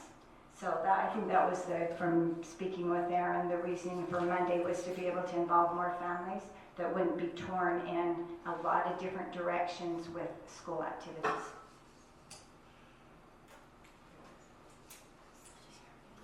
Okay, any other questions on that? Oh. Okay, I can answer it. The question too was discussed with Cornhole. We did have Cornhole last year. We had an organization that came in and did Cornhole, but what was found last year is there were very few Hooper residents that were participating. The majority of those people participating came from outside of the city, and it really didn't draw the Hooper. Instead, what is going to happen now is there is going to be cornhole that will also be going on during the dance that will be set up for families. So hopefully, again, families will be participating in that rather than possibly just driving, because it was a company outside of Hooper that did that. They organized the tournament, they brought the people, and I actually went and was there a couple of the nights, and there wasn't one Hooper person there when I was there. Yeah, well, not the night I was there, I didn't see it. Yeah. Anyway, so that was the thoughts they had, was having it during the dinner instead. So, okay. Any other questions? Okay. So next thing on the agenda then is the discussion motion reconsideration of Renovestors LLC request for rezone. This was something that had came up a little bit before. Reed, I don't know if you have some background, and I'll turn some time to you. Yeah, this is a matter that was brought up sometime now. This is a matter that came up several years ago. There's been a lot of discussion since then. There's been litigation back and forth since then. The conditions, I think, were not necessarily clearly understood then. My recollection is that we had a favorable recommendation from the City Planning Commission, and then the council decided not to approve it by a very close vote. The request, my recollection is, may have been made before the change in general plan, so I think the question today is whether you're willing to take another look at that, and maybe because of the fact that it was pre the current general plan and complied with the requirements then, maybe go ahead and grant it. So that's the request, as I understand it. I think they may have someone here that would like to address. Yes. And if you'd like to come up and address the council. Thank you. If the council... Sorry, it's turned off because it was staticky. I don't know if it'll work. It was super here's staticky, hoping so that- just talk loud. I'll just talk loud. Sorry. The the electronics. If it's all right, I'll just present briefly. I'm Matthew Coyle, the attorney for Reno Vesters. I just talk for a minute or two about the procedural situation and the status of the case, and then we'll let Mr. Crabtree, who's the actual principal of Reno Vesters, describe what that is. The current status is we're in this pending lawsuit, and the next steps would be to perform some depositions of some of the members of the council. We really aren't excited about that. Like, as Mr. Richards mentioned, this is under a prior plan where this requested amendment is in line with the plan, and allowing 2 lots on 1 acre or 2 half-acre lots was appropriate under the plan. And so anyway, rather than continuing litigation and deposing members of the city council and then engaging in further work at court, we were hopeful for some kind of cooperative approach, or if the city council has actual specific concerns about impacts on the city or the needs of the city relative to these lots, perhaps we could talk about limitations or appropriate additional terms. Anyway, I'll let Mr. Crabtree present about the actual substance of the request.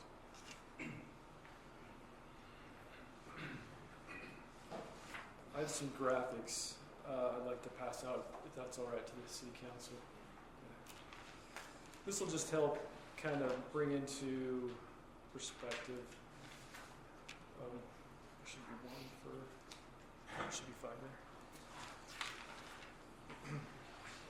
First off, I'm just very grateful that you're willing to let me come here tonight and speak my case.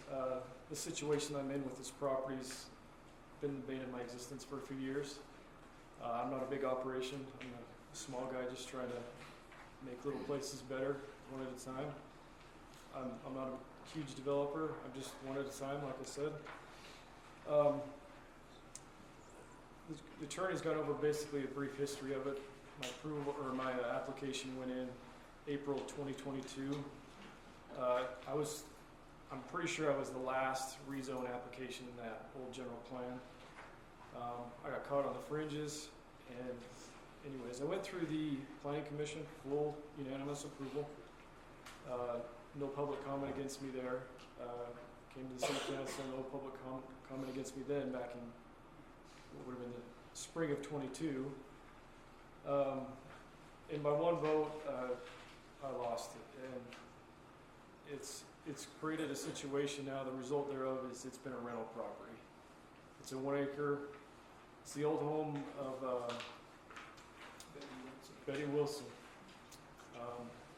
Took a lot of work to get that floor leveled out. Took a lot of work to get that place fully restored. There was no cabin on there. You see that in the graphic, I think, on the 2nd page. I coordinated with some of George's family, my neighbor, to restore that cabin. Actually craned it onto a semi, and they ended up taking it out to Taylor to preserve it. And anyways, it's been a rental property for years, and it's going to stay that way indefinitely, just because it's not feasible to sell the situation I'm in. And it puts me in a tight spot. And I've got approval last year from the city to put a second home on that lot. It's an ADU. And so I'm trying to figure out the reasoning here where the city's all right with an ADU, the second home on this lot. It doesn't make much sense to have another rental unit when you could have 2 independently owned, long-term members of Hooper City on that space. I think that's the best solution for Hooper and the neighborhood around it, to have permanent residents in there. I'm not asking for a farmland to be turned into small lots. It's just 1 lot, 1 acre lot, and half acre is not a huge acre. I mean, it's not a small lot. I grew up on a 3rd acre in Clinton. We thought we had the whole world in our backyard. So I'm not asking for something dense. You can still have animals on a half acre. I'm open to, putting restrictions on what that second home might be to better suit the city. I know there's been talk of sidewalk anytime there's a development.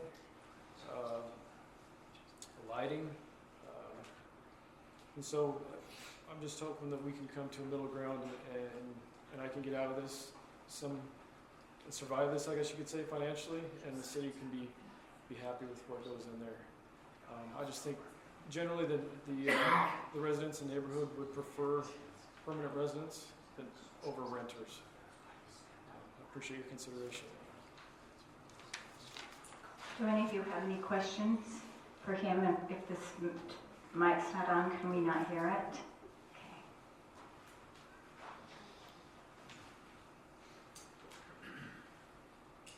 I'll go ahead and make the motion to reconsider and approve 4440 South 6300 West to Renovestors LLC to rezone to R2.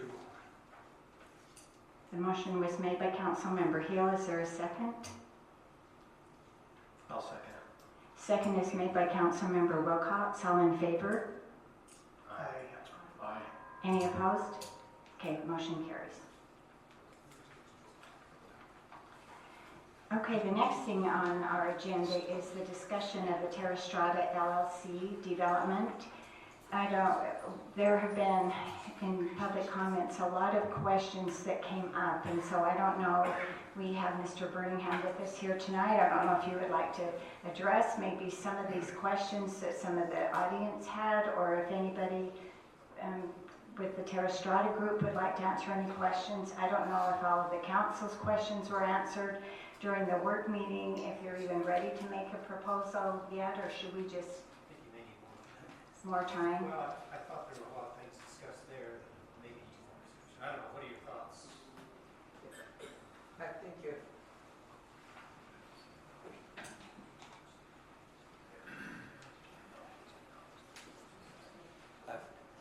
Stuart Adams with Terra Strata. I think if the council had questions of Mr. Birmingham, it would be good. He's here, which is great. But I sensed some questions in the council meeting that hadn't been answered, and we would be willing to take time to try to answer those. You got a lot of information there. It's really at the will of the council as to whether you have additional questions, and we'd be surely willing to work to try to answer those over time. But while Mr. Birmingham's here, if you have questions of him, it would be good to ask those if you have any. Or if you'd like to explain any questions that happened out of the public comment. Does council have any additional questions for Mr. Birmingham?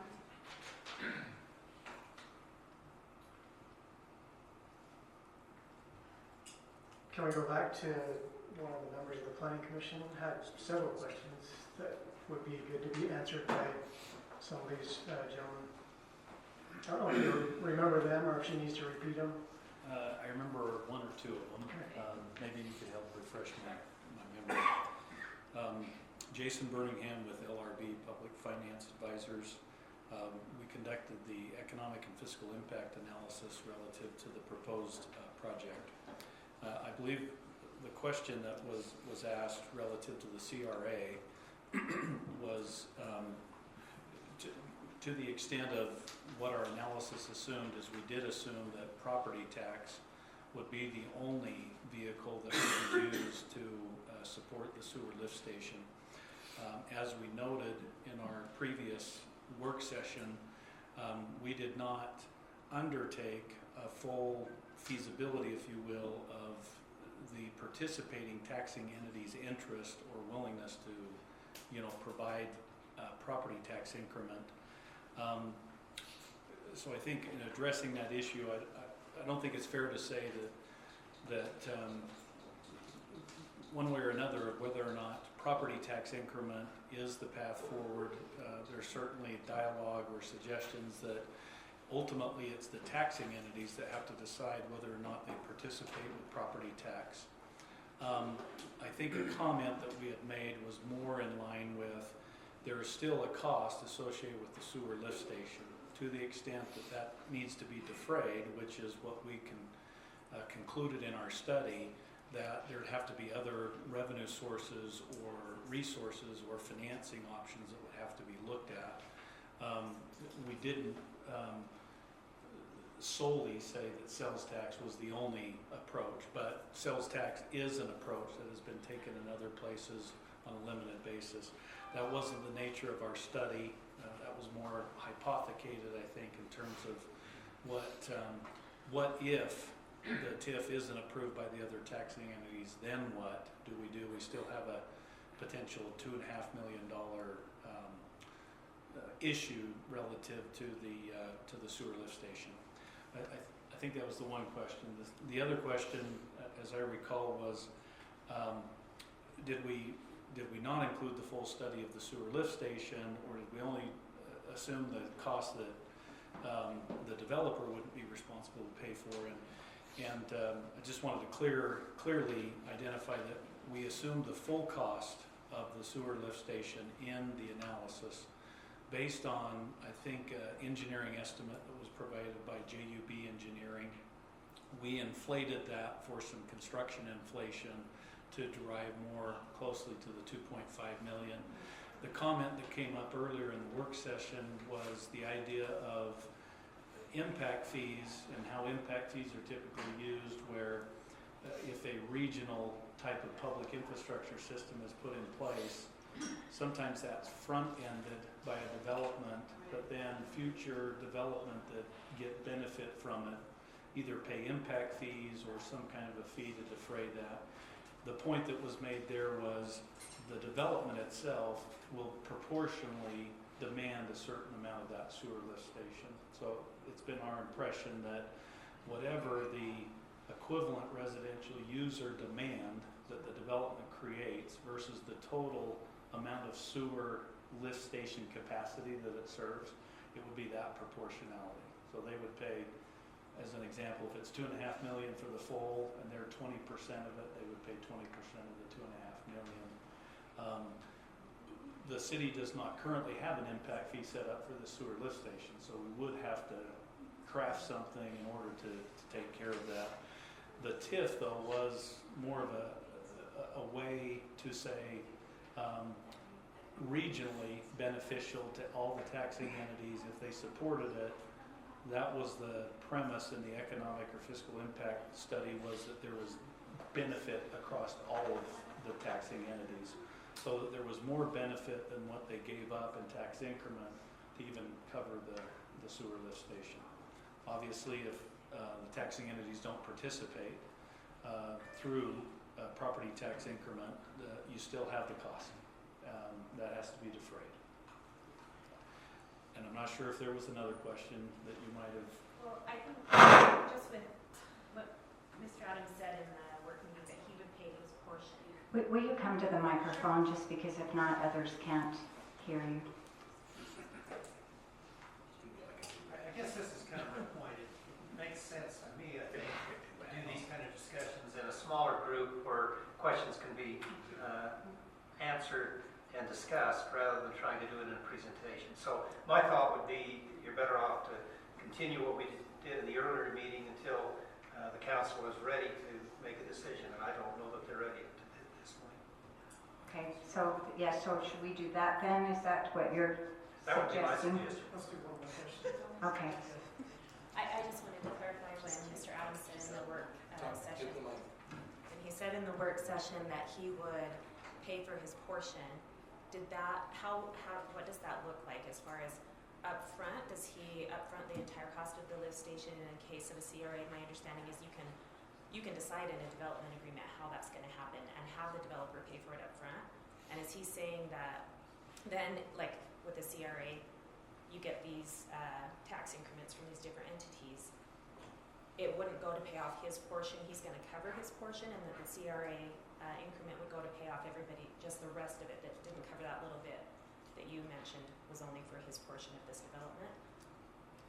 Like with if they did a pioneering agreement, if he fronted it up front and then it was brought back to him with impact fees, is it the same kind of thing, or is the CRA going to pay for all of it and the developer is not paying for any portion of it? Does that make sense? Yeah, I think that's a good question. So the answer to that question, I'll just restate it the way I understood it. But the idea of the sewer lift station being a public necessity or a public infrastructure need that needs to go in place in order to accommodate this development. It also has additional benefit or capacity beyond that for other development growth. The question is proportional to the development itself. How is it construed that the developer pays for that? What's the mechanism, etc.?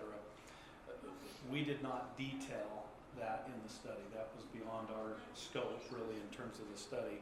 I think what I offered to the City Council in the work session was some advice relative to development agreement and how you would tailor that. And I think certain things like, well, what proportion of share do you pay? And then do you pay that up front? Do you pay that over time? Is that defrayed with tax increment? To me, a lot of that is yet to be digested, but part of a development agreement. My point is that it's very typical that there's a proportional amount of the cost that's for the development. There's also cost of that improvement that's going to benefit a much larger segment. And the idea of impact fees, the idea of many of these tools is to make sure that it's proportional, equitable, and fair. I think the question of whether or not it's defrayed out of the developer's pocket or whether it's defrayed out of the tax increment was a question that the council asked, which is, why doesn't it just all get financed by the developer? And to that, we did address that in the study, saying it was our opinion, professional opinion, that those offsite costs were of a magnitude that made the capital structure or stack to make this feasible for a commercial lender, equity participant, that it would make it financially viable if they had to layer that on top of their other project costs, on-site infrastructure, etc. So it was a question of but for, that's why CRAs are used, but for a CRA, the development wouldn't happen. So there wouldn't be any tax revenue to share or to talk about. There wouldn't be any additional sales tax increment. But wouldn't he still have to pay for that up front and then it would come back to him from that increment over time? Somebody's got to pay for it up front. Yes, yeah, and like I said, we did not go into detail in terms of the study of how you handle that. We did offer to the council some thoughts of there's development agreements that are appropriate to talk about. There's ways in which you can structure a development agreement to protect the interests of the city and make sure that risks relative to that are borne appropriately. Does council have any other questions for Mr. Birmingham at this time? If not, then I think we'll probably just have a discussion later. I don't know that anybody's ready to make a motion at this time. So, any other questions specific for Mr. Birmingham from the council? I was just going to ask, are there any other ways of financing that we could look at that would be more feasible or more palatable? One for the benefit of the public, I did share in the work session, was a public infrastructure district. Okay. So the statute, there was a statute created 2 or 3 years ago that allowed for a governing body that has kind of a subset development within its community where you have public infrastructure that needs to go in, but you're concerned about the risk that it might put on the rest of the property owners or electorate, the rest of the citizenry. The public infrastructure issue was created so that you could make a separate legal local governmental entity solely and specific for the purpose of funding that public infrastructure improvement and no longer being a moral obligation, legal obligation, or credit obligation of the city. So that's a tool that you could consider in doing that. A lot of times what a public infrastructure district would rely upon would be the tax increment revenue that would be pledged to pay that infrastructure back. And oftentimes it's also credit enhanced with assessments on those property owners. So a special assessment lien on the retail, a special assessment lien on the grocer, special assessment lien most likely on the residential. And so that is a way that's being used in a number of cases for the very reason that you mentioned, maybe of, what about the risk of the public infrastructure up front? if we're left holding the bag, are our residents liable for it, et cetera? And yes, you would be unless you use like a public infrastructure district or through a development agreement, pass it through to the developer and have them commercially finance that. That would be another way to do it. So 3 ways. You issue the bonds and take a lot of the risk, create a public infrastructure district that defrays that, pushes it to a kind of a sole purpose entity that's solely responsible for that, or use a development agreement to take the tax increment and basically pledge it back to the developer to then go and get the financing for all of the sewer improvement. Thank you. Any other questions? Okay. Is anybody gonna make a motion? Or I don't know. I'll make a motion to table it. No. The horse is You dead. know what, we don't have, it's not public comment now. I'm sorry, it's up to the council. I'll just make a comment, maybe a couple comments. I know that when it went through the planning commission, they gave some guidelines. And as a city council, we upheld those guidelines. And one of them, the CRA, the tax increment financing, all that stuff, does it work? Yeah, probably, but man, it's a lot of confusion. And it just seems like, I don't know if we want to go down that road. I think the question that we need to ask ourselves, because once, say we do approve this project, Hooper is going to go down a road that it's never going to be returned from. It's going to be higher density. It's not going to be Hooper the way it is. And do we need the money? Yes. Are we balancing our budget? Yes. Do we have enough money? Well, we do, but can we use more? Absolutely. It would just be nice if there was a development come in and just did a clean shot. They take care of the lift station. Would we benefit as a city? Yes. But that's the cost of doing business in Hooper, because we're going to give up a whole lot for that Smiths, for that project. We're going to be just like West Kaysville. If that's what we want, then that's what we want. I know Debbie and I had a conversation, and she brought up the idea, you know, it's a pretty big decision for just 5 people. 4 of us are only here tonight to make. You know, why don't we figure out how to put it to a vote and let the citizens decide? Because, you know, I'm not sure it's a decision that just should rely on five of us. I don't know. But I'm a little concerned about the path that this would put us on.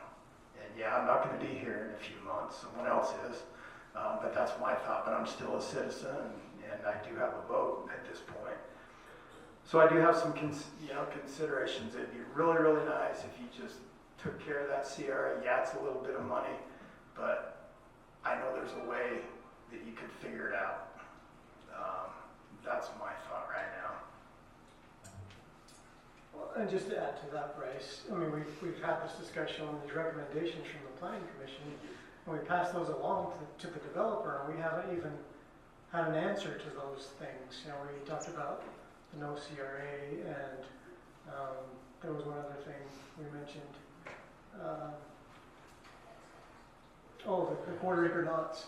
I mean, still on the map today that is up for approval, there's still quarter acre lots on there. Now, we absolutely said, no, we don't want quarter acre. It had to be 30 acre lots to abut next to the other 30 acre lots. And that's not even been corrected. And so, no, we're not ready to make an approval motion because none of our questions and issues have been addressed from the planning commission or the city council. And so, you know, it's a working relationship in my mind. It's a back and forth. It's not a come in here and tell us what you want and what you're going to do. It's a working relationship as to how we're going to make this happen, possibly. You know, and so that's my concern is there's just been no answers to those conditions that we passed along.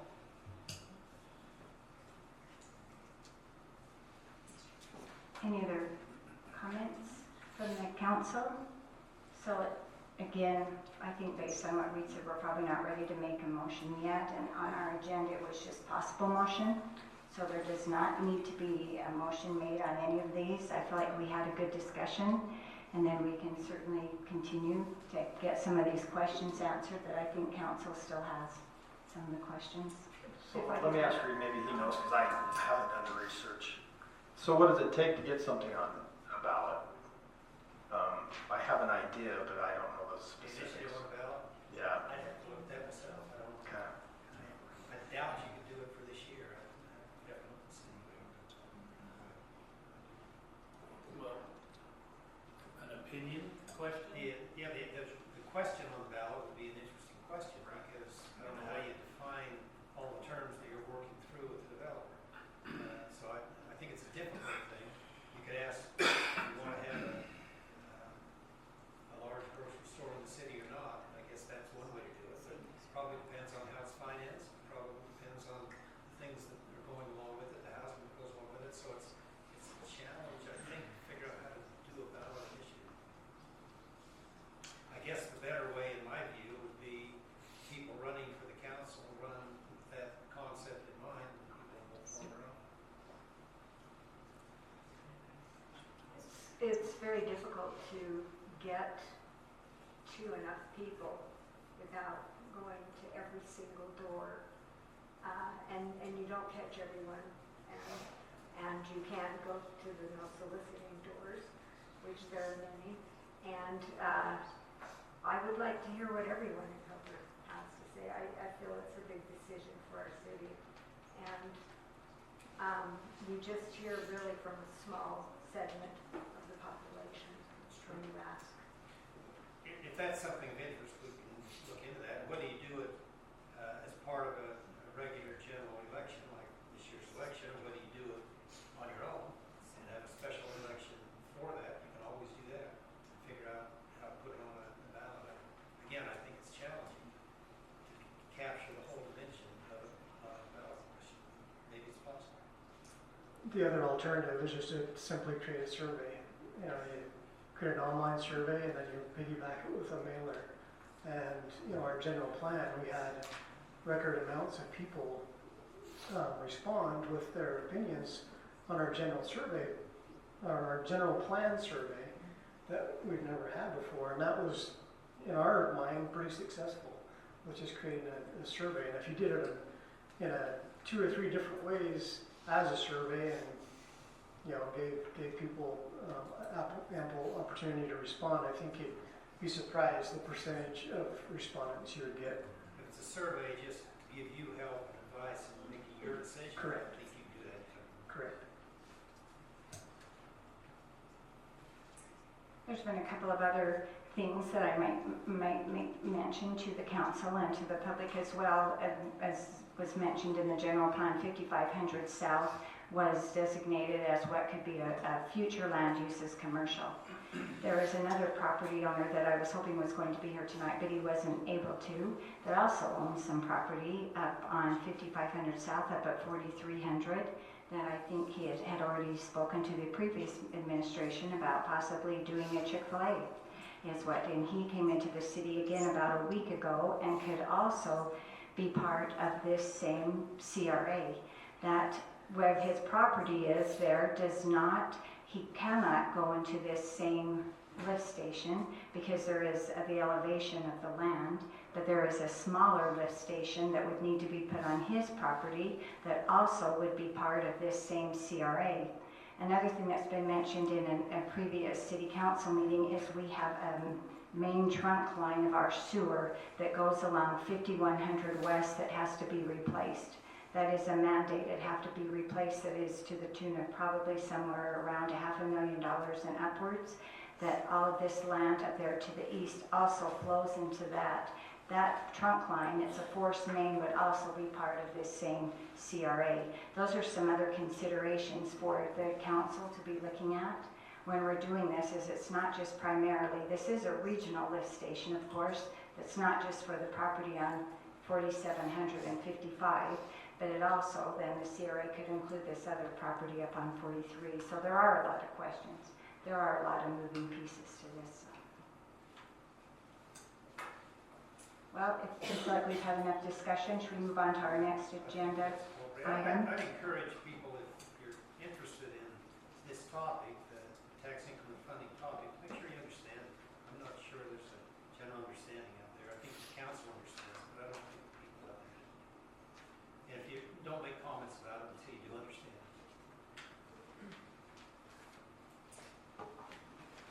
let's move on to our next agenda item then. We're going to move down to the discussion and motion of the fee schedule.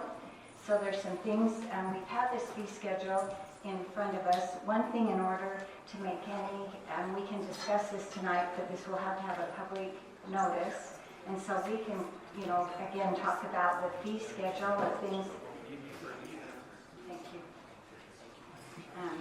And then it has to be public noticed, and so we can't approve our fee schedule until our next city council meeting. But we need to, you know, some things we talked about last time. I know we had some discussion about even the rental of our property. Anyway, we just need to discuss some of these things with the fee schedule. So we can just go through it. I don't know if you've had a chance to review it since we discussed it in our last city council meeting. I had the big one for me, I had a couple I had one phone call, but it was pertaining to a couple people. They are extremely concerned about the Sunday activities on our parks. I don't know, maybe they reached out to you too, I don't know. So I think we need to take a hard look at the Sunday activities that I believe probably should be just reserved for our community members and not to outside entities. And I'll just add a couple scenarios, you know, say if we have police called to that, you know, for whatever, there's a scuffle or whatever. If we have one call, that's going to blow everything that we made off that. Say if we have two, then we're in the deficit. And I'm not sure our sheriff agency is contracted to police tournaments and that. I don't know. I don't know if that's part of their contract or not. Anyway, so I know there's some public concern about that activity, those activities happening on Sundays, just because of the magnitude and the traffic and all that kind of thing. So I don't know, we need to talk about what we're going to do on that, if we want to allow that to continue. Do they have a contract, or so how long is the contract for?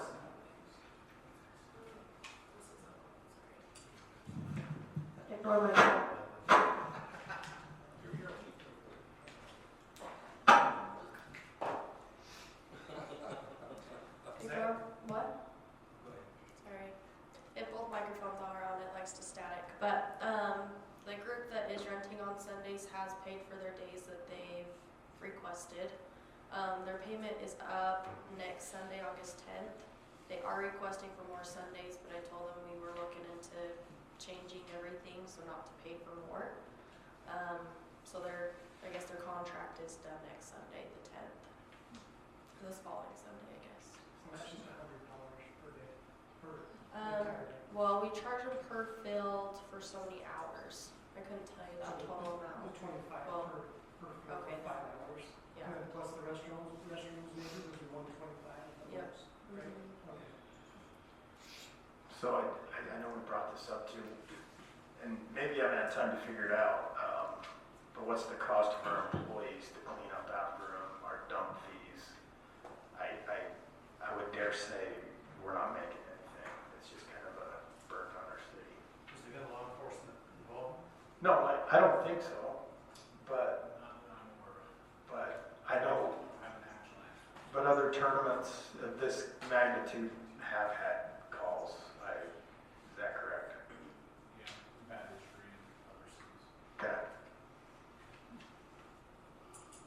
So, I mean, just looking at the other park, you know, I wrote down, or we have a current fee of $500 per day for the big park. And we talked about going to $750 for the entire day. Would this park be similar or smaller? And what about Sundays? That's the question.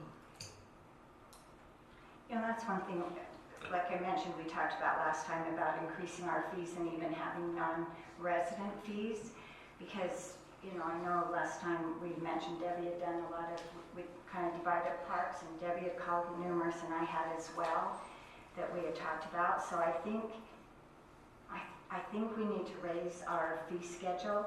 You know, we talked about some increasing those, and again, I think that needs to be something we decide, whatever city council wants to do about renting those, but I think that is something we need to consider as far as with our rentals. And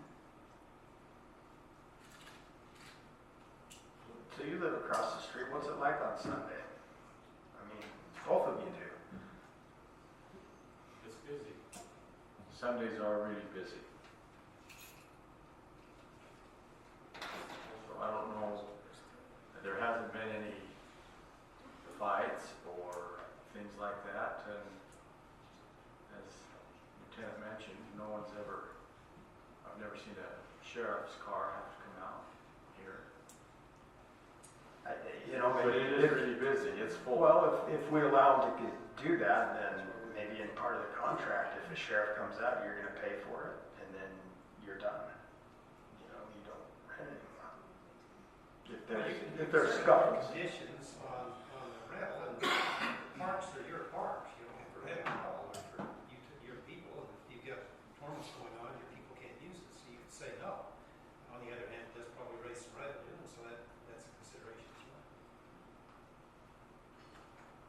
I think to answer the question, I don't remember now which one of you that, because even these prices we're renting now doesn't ever pay for the service.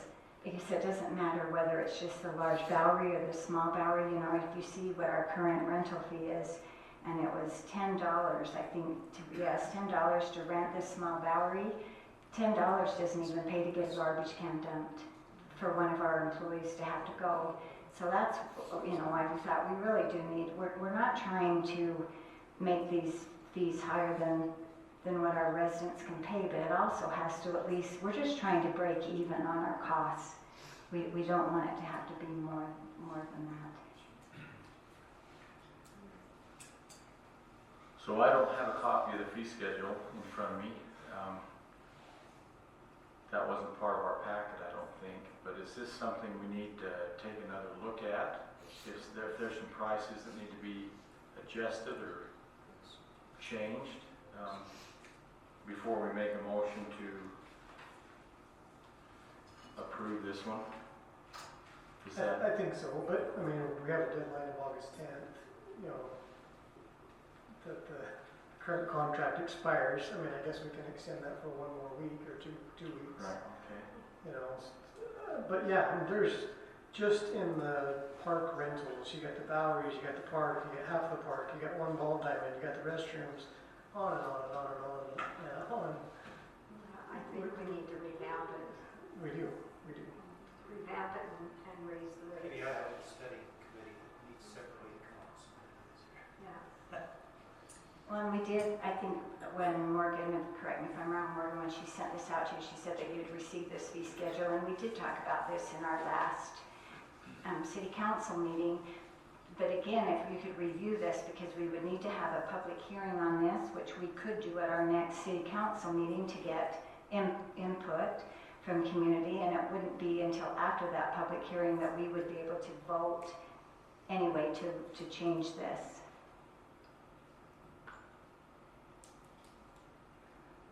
So if we're agreeable with that, we could go ahead and do the public hearing. Yeah, public hearing next meeting, and maybe have a sub-meeting before then, and some folks can put some ideas.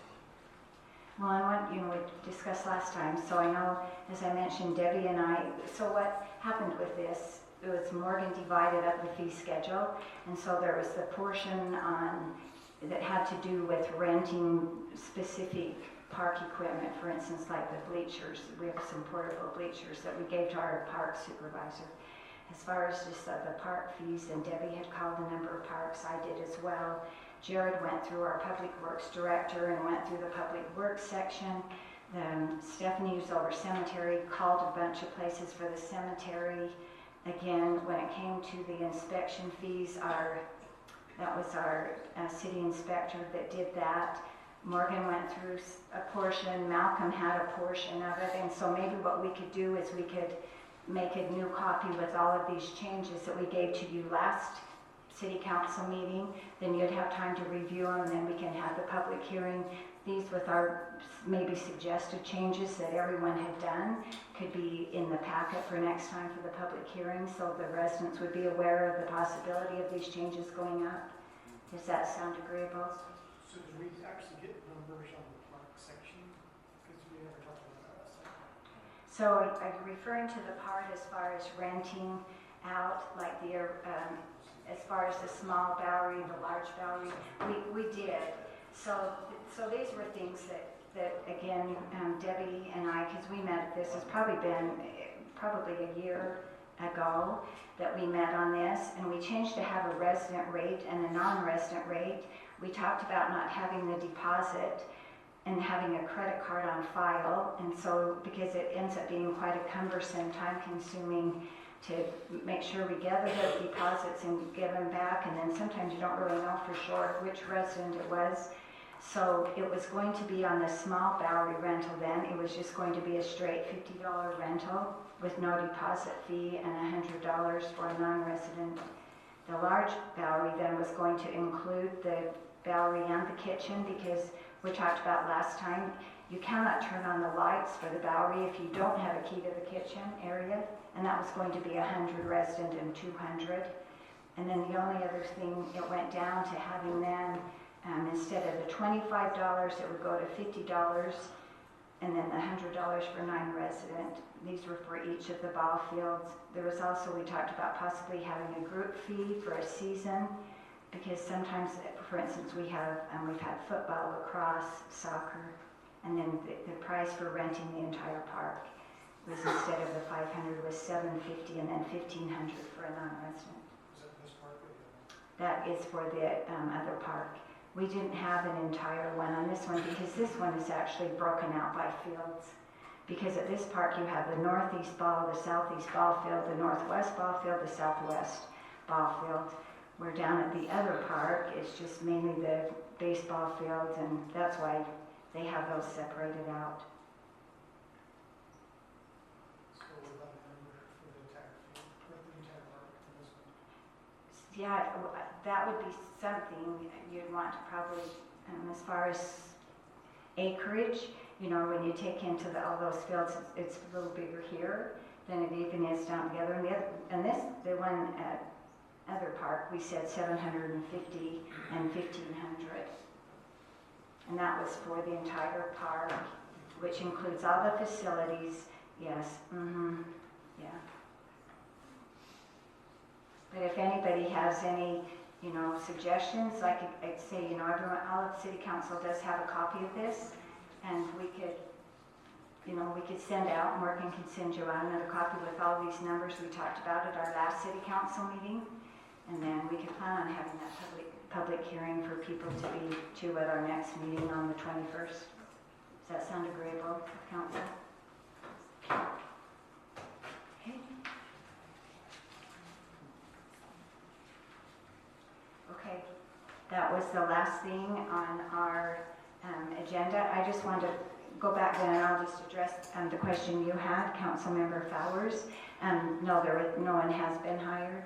There was, you know, you mentioned about being involved, and I know Morgan reached out to you about coming to that, and there has not been, there was only one interview that was attended by our city recorder, our public works director, and by our road supervisor.